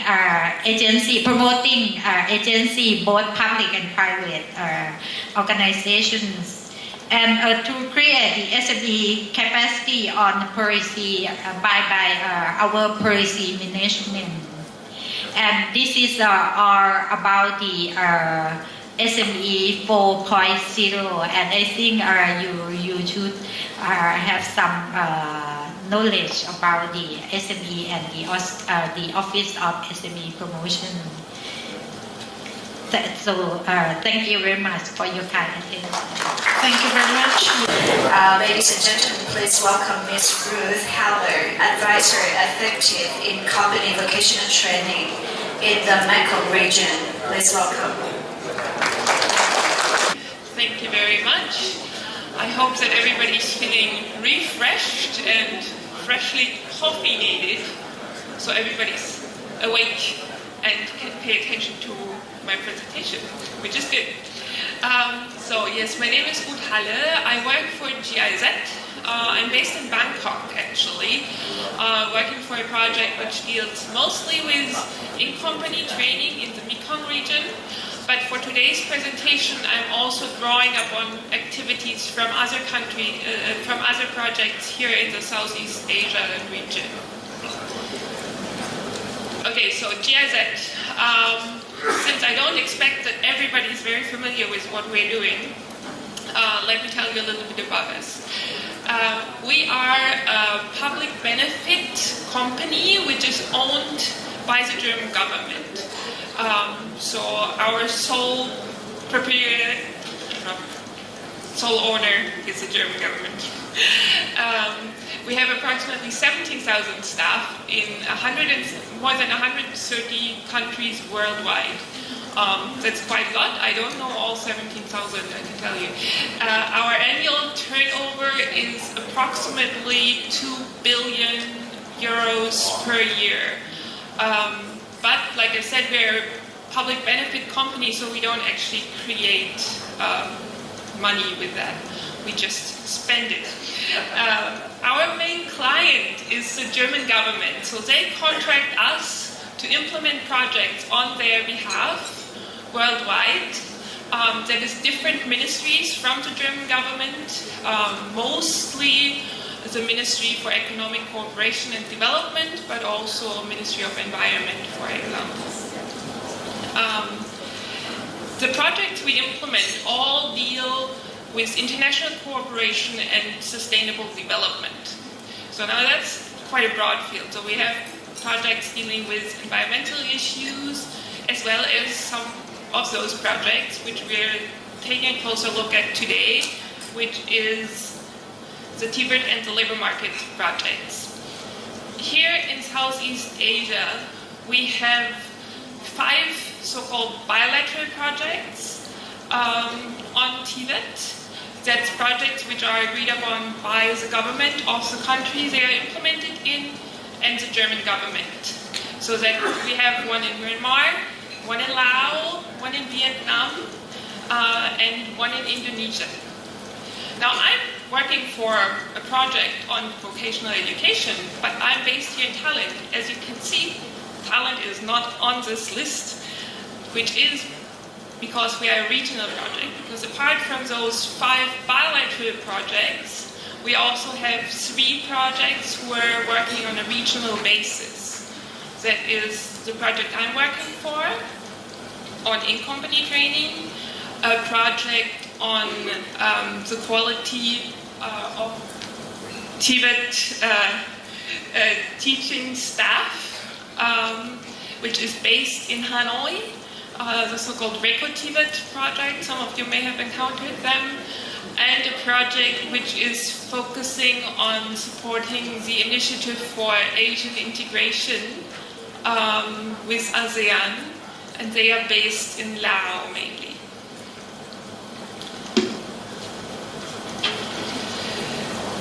So what I want to recall a little bit is what we did today in the morning and what the presenters showed there. And that's that Industry 4.0 is a lot about technologies, and they talked a lot about which kind of changes in technology we are to expect from the transformation to Industry 4.0. So here you have some of those. Artificial intelligence, robotics, 3D printing, the Internet of Things. All those are very important technologies. But the question is, what will they mean for us, the humans? Because what will they mean for the employers, for the employees, for the laborers? And that's what I'm going to focus on now. Okay, so for the labor market 4.0, what does it mean? Because if machines are getting smarter and smarter and they can do the work, what happens to the workers? So the expectation in many scenarios for Industry 4.0 is that there will be less low-skilled jobs in manufacturing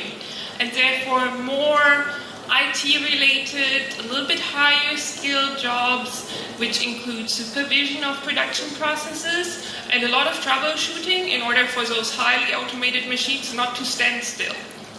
So some people also say that there will be less blue-collar jobs, but therefore more gray-collar jobs, which include a combination of practical skills with theoretical knowledge. Oh, yeah, so. Okay, so this will mean that the companies need more and better qualified employees.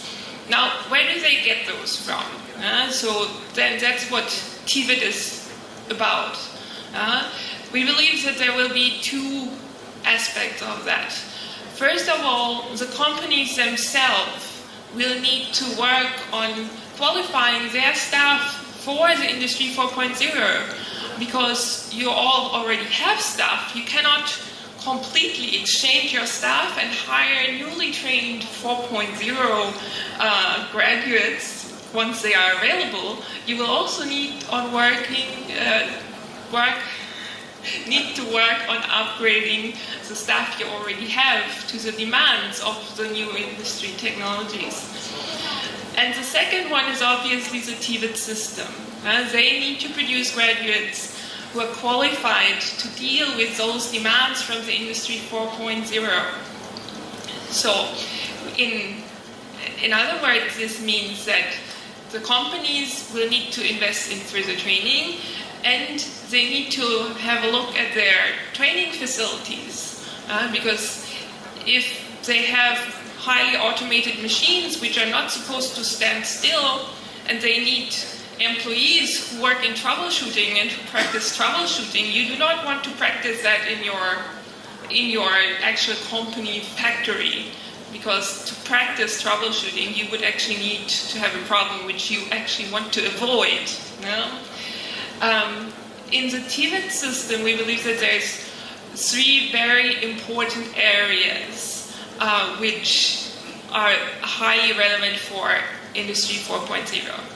That is regularly updated and current curricula which are adapted to the needs of the companies and the labor market and the new technologies included in them.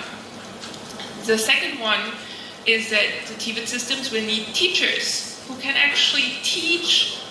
the students in those technologies, who have the knowledge and the skills to do it. And they will need the relevant equipment in schools. So GIZ does not deal with all of those issues, but for the rest of the presentation, I would like to focus on three areas where we actually do deal with them, even though we don't call it qualification for Industry 4.0, we have several activities which are relevant to these issues. And that's the further training for existing employees, the update of the curricular, and the training of teachers. So, as I already mentioned, I work for a project which focuses on in-company training in the Mekong region. So we actually developed a regional standard for in-company trainers together with a lot of stakeholders from the Mekong region, from public side as well as private sector side. I know that at least some of the participants from this development process are here today, and we're very happy that all of you participated very actively.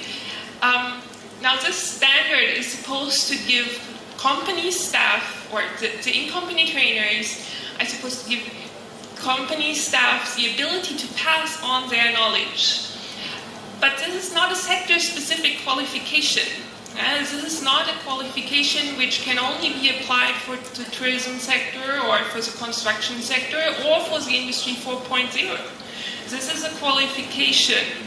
of in-company trainers which can be applied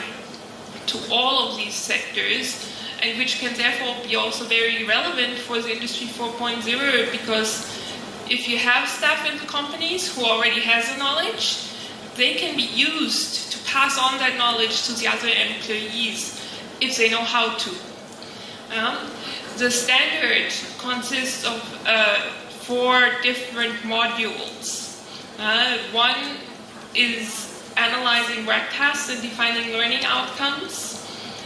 defining learning requirements, The second one is planning and preparing of training.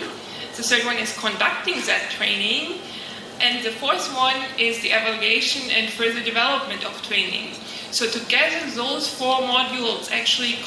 include the entire training process, from the planning to conducting and feeding the results back into planning new training. So as I said, we developed this standard in 2015 over a series of several workshops, and it was presented to the public in early 2015. So what have we done since then? This is the concept which does not only exist on paper. Since then, several regional master trainers have been trained, so that those people who actually have the qualification to train in-company trainers. Overall, there's more than 41 currently in 7 countries. And here in Thailand, there is actually already more, because OVEC has already conducted the first national master trainer training with 48 participants. Also, there have been several pilot trainings with the regional standard, so that by now more than 100 in-company trainers have been trained. Now, obviously, like I said, this is not from one industry sector alone. This covers several different industry sectors already. And in some of the countries, there's also an ongoing discussion about transforming the current regional standard, which has 8 countries involved at the moment, to a national standard, so that it can be used on a broad basis in the country. So this is one of the aspects. So first green box. The second aspect I want to look at is supporting of curriculum updates.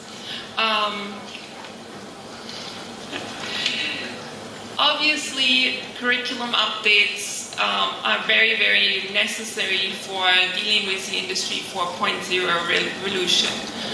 because we all know that technology is developing very fast, and if it's not included in the standards and curricula for the TVET system, this is a problem, because so there's a lot of outdated curricula out there. So they need to be updated regarding technologies and also the methods to teach these technologies. All this is done with a demand-based approach, which is why currently not all of the curriculum updates GIZ is working on in Southeast Asia have components of Industry 4.0 in there, because not all of the countries and for not all of the profiles we're working on is already relevant for the industry in the country, because it's still a very new branch of technology. It's a very new development, so updating a curriculum now to include all the things does not make sense, because sometimes there would not be a company to employ those graduates, because the technology has not reached the companies everywhere. But as the companies demand more and more of those well-qualified graduates, this will become a bigger part of the curriculum updating processes. To give you an example of what GIZ is doing in this area, for example, in Myanmar, the Tibet program has developed 11 new occupational standards together with the National Skills Standard Authority in the last year. This is an ongoing process. There's more already in the planning. Also, I know that the colleagues from Vietnam who are also here today are working on a metal machining profile, which includes CNC technologies, for example. So there you already have these modern technologies included. And as a last point, the supporting of the teacher training. We all know that the teaching staff from the Tibet sector, their quality decides whether the graduates are good or whether their knowledge is, whether the companies need to put a lot of work into the graduates before they become fully qualified employees. So the Record Tibet project, which I mentioned, they are working on developing a core standard to enhance the quality for Tibet teachers in the ASEAN region together with SEAMEO. Also, GIZ has several projects from the bilateral side who are working on pre- and in-service training for Tibet teachers. So, for example, on pedagogical trainings on the one side, like in Laos and Myanmar and also Vietnam, as well as in technical trainings, because some of the teachers need to enhance their technical capacities and their own practical skills in order to be able to deliver better quality education to the graduates. Yes, this does include the inclusion of modern technologies. This is actually the picture you're showing. There is one from Vietnam,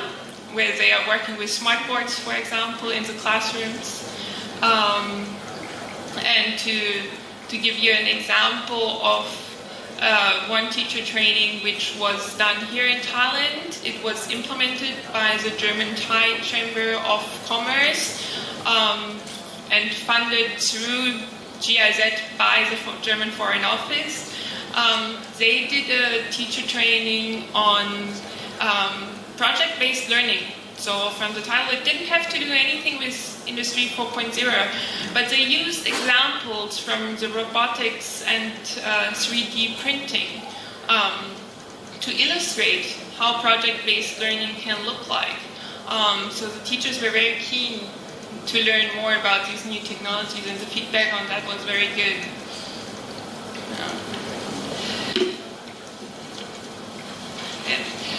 So overall, what I want to point out is that currently Industry 4.0 may seem like a long way to go. It seems like something which is more on paper, more in theoretical discussions, but actually all investments on quality Tibet, on modern technologies and the use of modern technologies in Tibet also do support the implementation of Industry 4.0. It's a gradual process. It will not happen from today to tomorrow. We wake up and everybody, all the companies will have implemented Industry 4.0. No, that's not the way it will go. It will be a very gradual process, and enhancing the quality of Tibet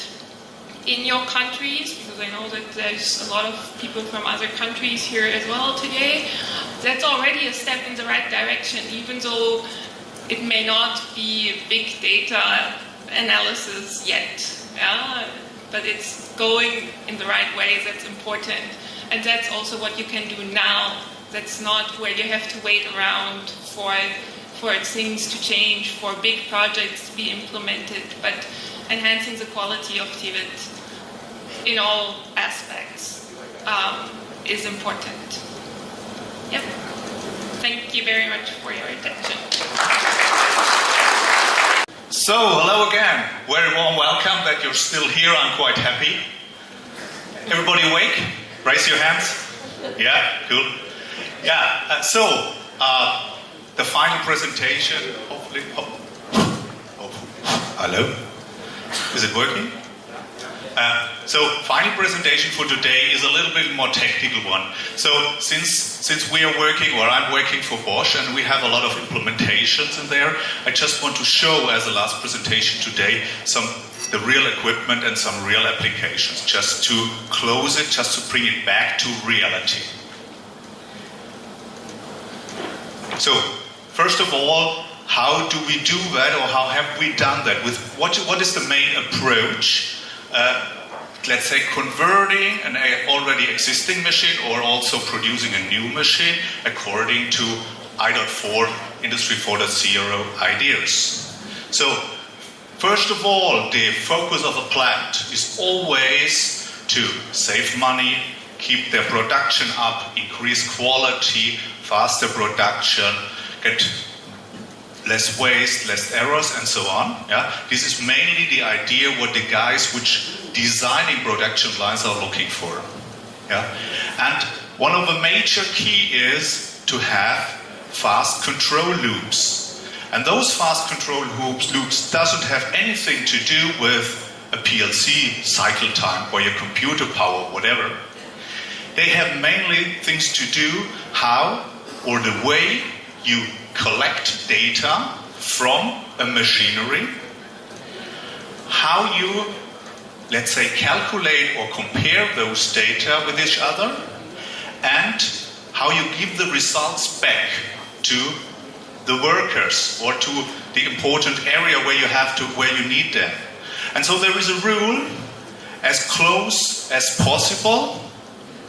to the process. So as I mentioned in my first speech today, it is, let's say, more give the workers the information they need, not too much, not too less. Yeah? And give the other ones information who has the job to optimize a machine or machinery, yeah, to which the data they knew, yeah, analyzes, yeah, long-term values, and so on. And as I said before, it's all about data.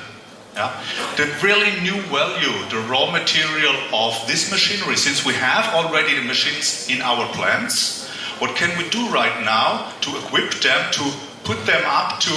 from 3 to 4? And it's all about data. So finally, yeah, you collect data, you come from data to knowledge, and finally, if you use those knowledge, you come to benefit. Yeah?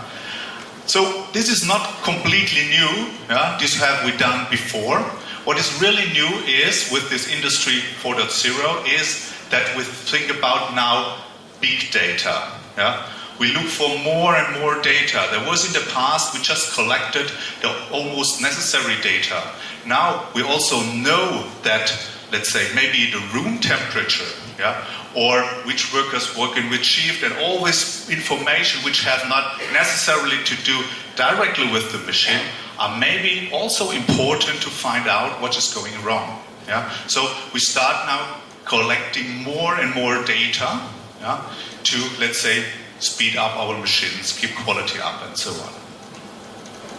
So how to collect those data right now?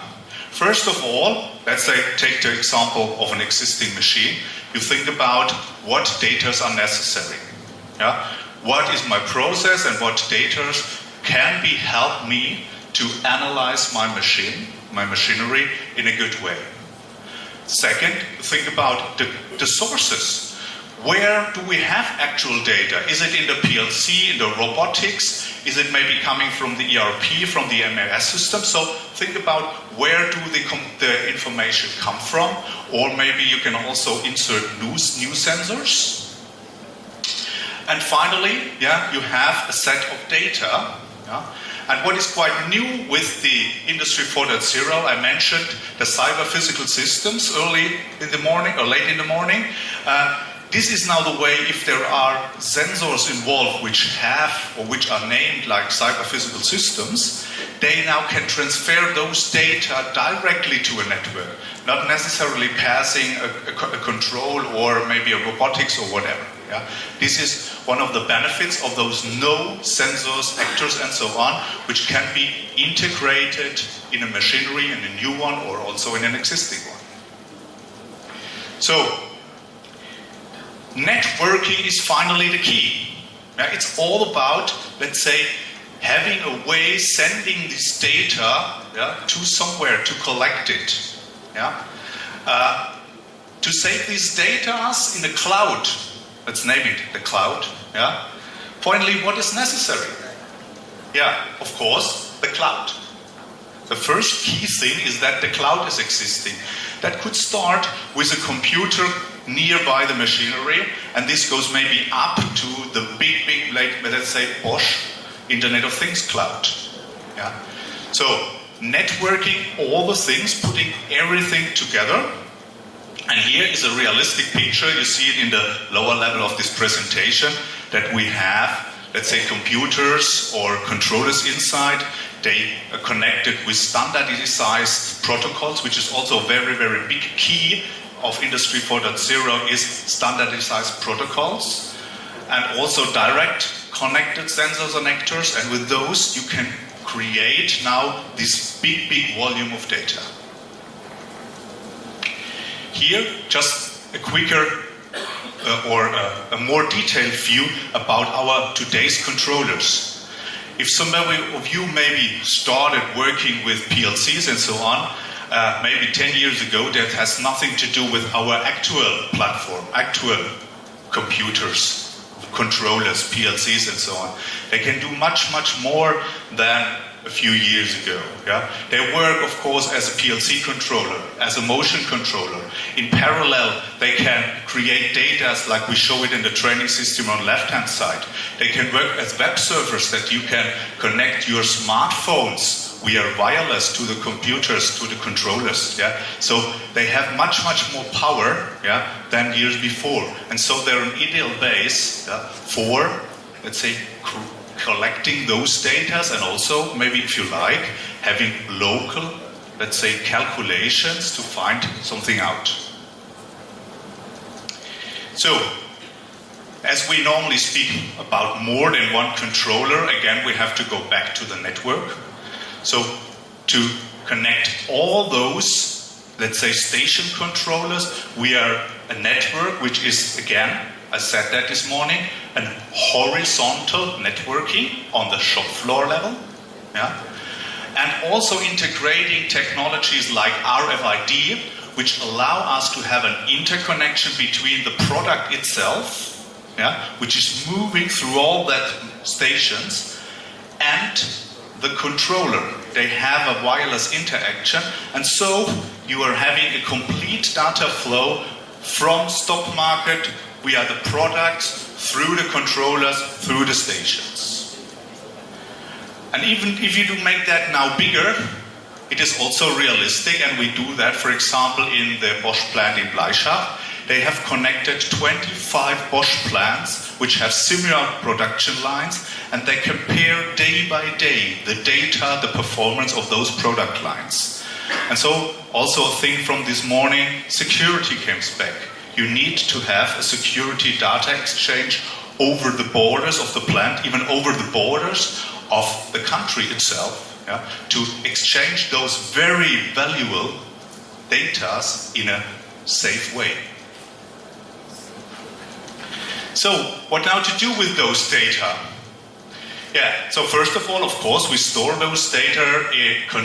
continuously in this cloud. And then we are using appropriate methods to analyze these data. That could be a simple, let's say, comparison with maximum values, or a simple comparison with historical values, and just give a feedback if something happens. But also that could be, let's say, a very complicated analysis, like this example this morning for this disease control.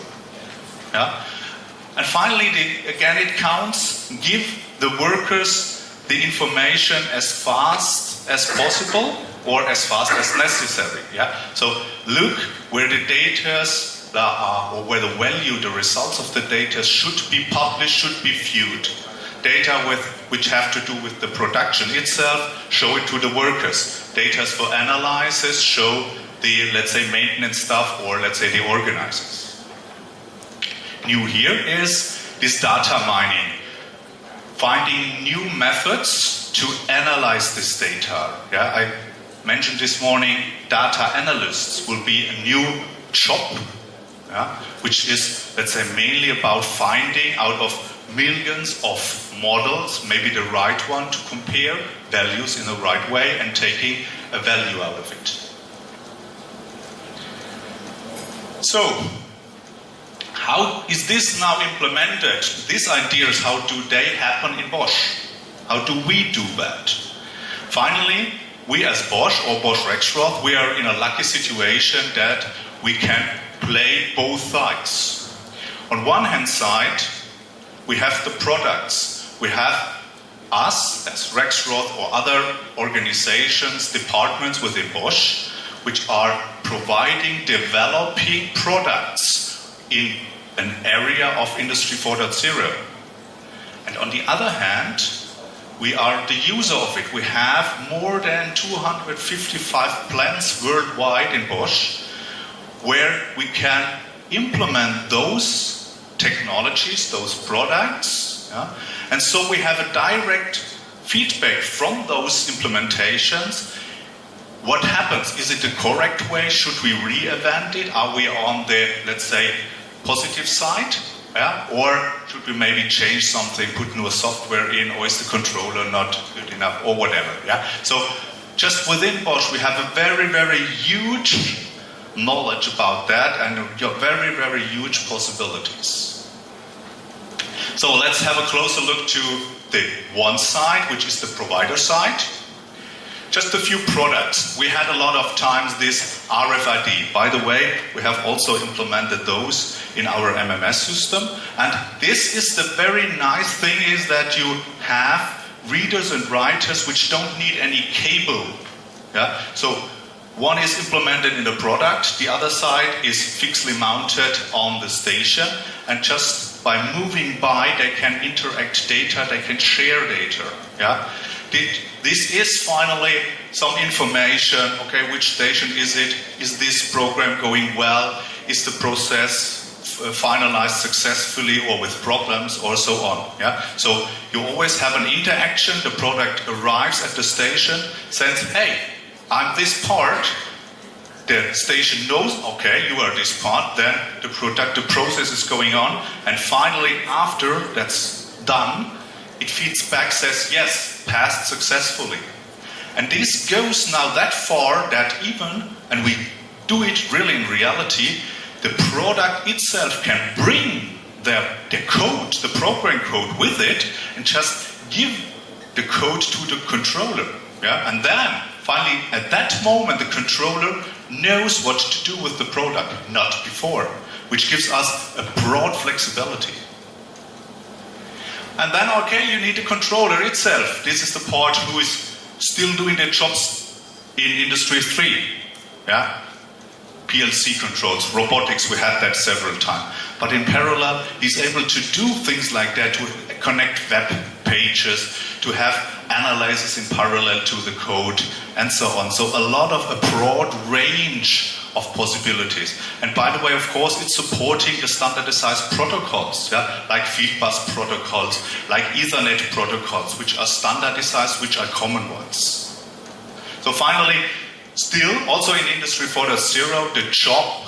controlling a station is the job of a controller, yeah? But a more powerful one than, let's say, 5 years ago. Then, which is a very beautiful thing within Rexroth, we have also, following standards, open interfaces created. Yeah? I really was, let's say, positively shocked as I really was able the first time just opening a PowerPoint slide and we're able to run such a station out of a PowerPoint presentation. Okay, you may say this is maybe not a realistic point in an industry, but it shows just the power of it. Yeah? And think in the other way,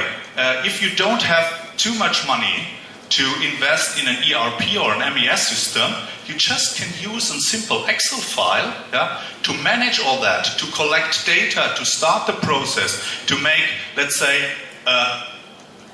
organizing the products in which order and how many products should be produced. Again, a thing shown here on our system. Yeah? And think about that. That is now powerful. For little money, as mentioned before, you don't have to make or put a lot of money or recreating the whole machinery. Maybe start with small minor things. And why not using an Excel file, yeah, for data analysis? Then, of course, we have a lot of drives still. We need something to move parts up, down, forward, backward. And so, since we also have here Ethernet, wireless, standardized protocols on board, you can also have a lot of automation with it. Also, such a controller can do locally analysis, yeah, by an embedded control functionality, without passing everything via a controller, just do it locally in the drive. So you can do it now pneumatically, you can do it hydraulically, and you can do it with electric drives. Yeah? And due to this interface, you can connect it to the internet directly or to a controller using different interfaces. The front end, the active cockpit, also shown here on the MMS system, is a beautiful front end. It's not just a visualization, it's much, much more than that. It is able, or it gives us the possibility to have an online view of what is going on in the machine. What is my production? How many products are produced? How many failures occurred? It gives us ideas what to, let's say, prepare, to repair. It gives us, let's say, the backbone, the data backbone for the daily analysis. It gives us, let's say, possibilities to invite people we are mailing and so on, invite them for a meeting or send them data for analysis. So it's a broad product. It's a beautiful product which helps us to analyze data directly at the machine or wherever you are. Airport, in Germany, in US, don't care, because it's internet based, you can do it from everywhere. Then, of course, I mentioned it several times, the training system. I don't say much about that because this is a topic of tomorrow. My colleagues Peter and Florian will show it tomorrow really detail. But I really can mention it is a beautiful system. Don't miss this session tomorrow morning. So, and there is much more. There is no time, definitely no time to go all through that. Okay, then we jump to the other side. Then we jump to the user. I mentioned that we have software models, we have hardware, controls, drives, we have the cockpit. But finally, they are nothing if you don't have any machinery where you can put it together and test it in real life. And so, like I said, Bosch or Rexroth, as the user, is coming in and saying, yes, let's work together, let's implement it, and let's say put that into a real plant. And we have, I don't know, few hundred projects, I would say, within Bosch going on, looking for possibilities. Very some small ones till a complete plant, everything. Yeah? And we really have it in real life. Not testing machines, not fair machines. We use it in our real production lines. So, what I like now to do is, I would like to show you some real videos, yeah, where some of these applications are, let's say, presented in a much more proper way than I can actually do that. One is, the first one is the plant in Hamburg, where we are producing hydraulic valves for mobile applications, and we have one line there. This was built according to Industry 4.0, and like you can see here on that figures, we reduced the stock market by 30%. We increased the turnover about €500,000, and we increase the output by 10% just by, let's say, organizing this production line in an Industry 4.0 manner. So hopefully the sound system works well.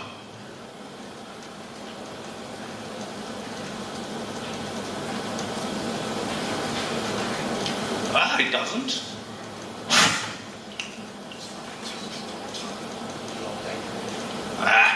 It worked before, I promise. Where's the technical guys? Yeah, okay. So it seems that I have to do it in the not Industry 4.0 way. Bosch Rexroth exploits the advantages of intelligent, autonomous Industry 4.0 solutions. On a multi-product line in the Bosch Rexroth plant in Hamburg, 200 different variants of a hydraulic valve product are assembled, economically and with no retoolings. The assembly line connects people, machines, and products. The line consists of 9 autonomous, intelligent workstations. By means of an RFID chip, the product is controlled independently by the assembly line. Are displayed to employees on screens at every workstation. Modifications are not necessary. This increases productivity by approximately 10%. Kanban systems and supermarkets only provide the parts that are actually required. The result? A 30% reduction in stock. An app for fault and deviation management increases availability. All that is required for diagnostics is a smartphone or tablet PC. Each station recognizes employees by means of a Bluetooth tag and adjusts the work area to the individual's requirements automatically. Language, qualifications, and preferred font size. The interactive manufacturing system collects, filters, and visualizes production data continuously. The employees see the information in real time and can quickly come up with necessary solutions. This reduces downtime and increases productivity. Industry 4.0 is already possible today with products and solutions from Rexroth.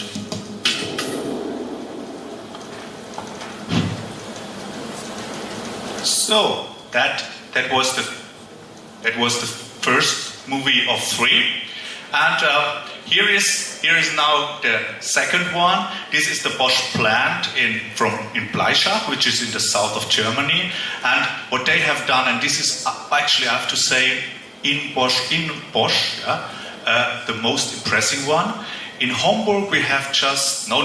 we have one line. Here we have a complete factory, let's say, created after ideas of Industry 4.0, which is now the next bigger step of it. They connected here everything from stock market, transports, production, till to the shipping. Everything is interconnected.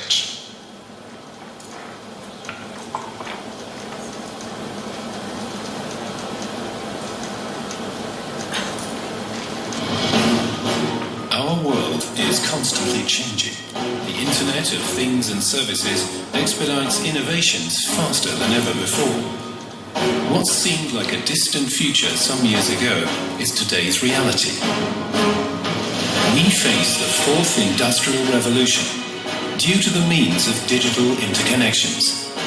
At the Bleichach plant, we hold the ideal starting position for the implementation of Industry 4.0.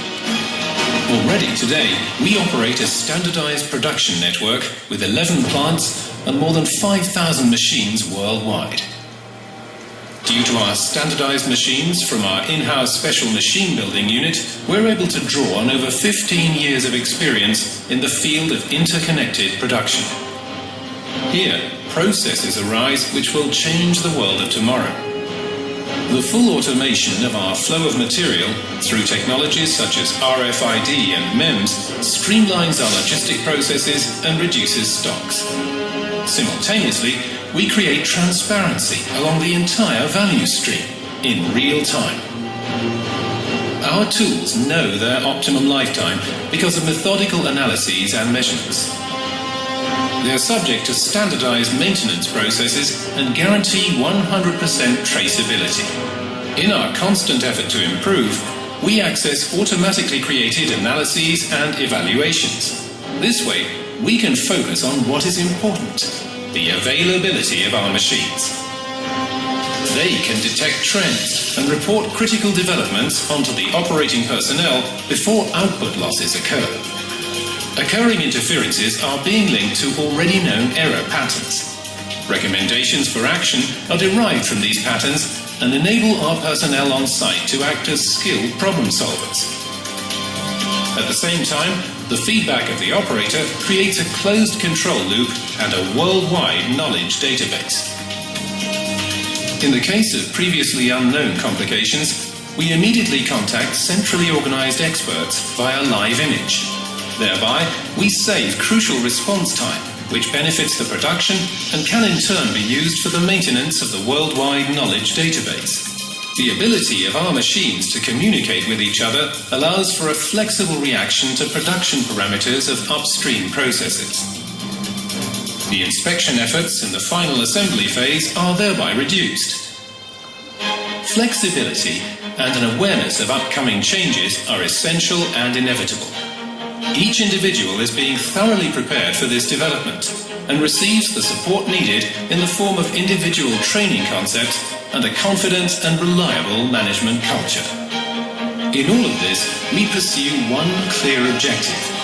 ensuring the future of our sites and thereby the future of our employees.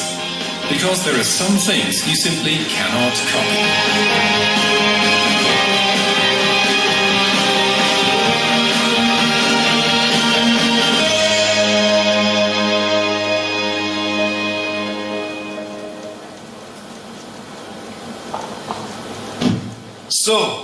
Wrong direction. So I'm close to the end right now. The youngest application which is done in the Bosch plant, in the Rexroth plant in Lohr, and here is also a very, very nice thing. Says that the plant in Bleistadt is more things, a mass production, a serial production, thousands of products. Here we have a huge variety. In Lohr, we produce the electric motors, and we have a variety far over 2,000 different models. And here we have, let's say, realized this one-piece serial production, that we can really produce one motor after the other without losing time. And again, one model does not have the same equipment than the other model. They can be totally different from product to the next product. Yeah? And this is what we have done lately in the plant in Lohr.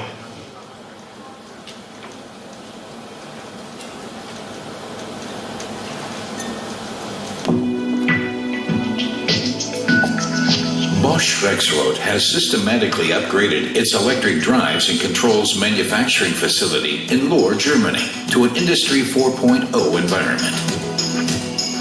The challenge: to manage 200,000 different product variations that are manufactured in small batch sizes. The product controls the manufacturing process. Thanks to the smart combination of ERP and MES systems, a virtual representation of each product is created at the beginning of the production process. Then it's given a serial number to create a unique identity. On the shop floor, order-related information is read out directly at the workstations and enhanced with any new manufacturing data. As a result, the risk of a mix-up is completely eliminated, and employees are guided with the assistance of digital systems. The high transparency, zero setup time, and paperless shop floor have given this multivariate production facility complete control over its manufacturing processes. Thanks to the virtual image of each product, the data saved during the manufacturing process is available to the finished product at all times. This data yields important insights for future quality and process improvements through data mining. As a result of its vertical and horizontal connectivity, the plant expects a significant increase in productivity over the next few years. Connected machines from different manufacturers and optimized testing processes. An example of the successful integration of Industry 4.0 into inventory can be found in printed circuit board assembly. Specifically programmed software on a Rexroad IPC connects surface mount machines from different manufacturers. Employees receive important manufacturing information in real time, recognize impending machine downtime just in time, and can systematically increase the efficiency of the line. The test results of all PCBs are displayed in real time and in comparison with historical production data.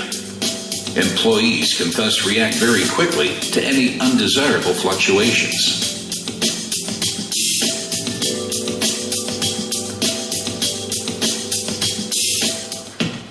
Remote Service Device Independent.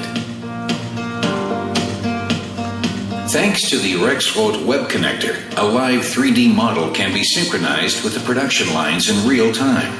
This makes it possible to retrieve machine conditions, diagnosis data, and trend analyses device independent and in real time from anywhere in the world.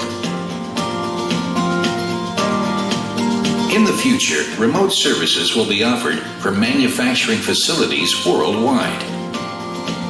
Thanks to the practical implementation of Industry 4.0 on existing machines and the integration of connectivity-capable Rexroad products and solutions, the manufacturing operation in Lohr is now more economical and more flexible and will ensure Bosch Rexroad's future competitiveness. We move everything. Let Bosch Rexroad help you connect to Industry 4.0 now.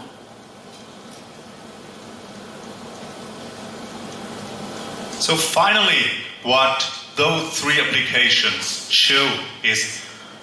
of course, there is a way to go, but still, we live in Industry 4.0. It's reality, yeah? And we are really looking forward, working with you together, implementing more and more and more applications like that. And to end up with the slide you have may seen this morning, if you again would ask me, or let's turn it around, if I would ask you, what do you think about Industry 4.0? Hopefully you will reply with, you love it. Thank you so much.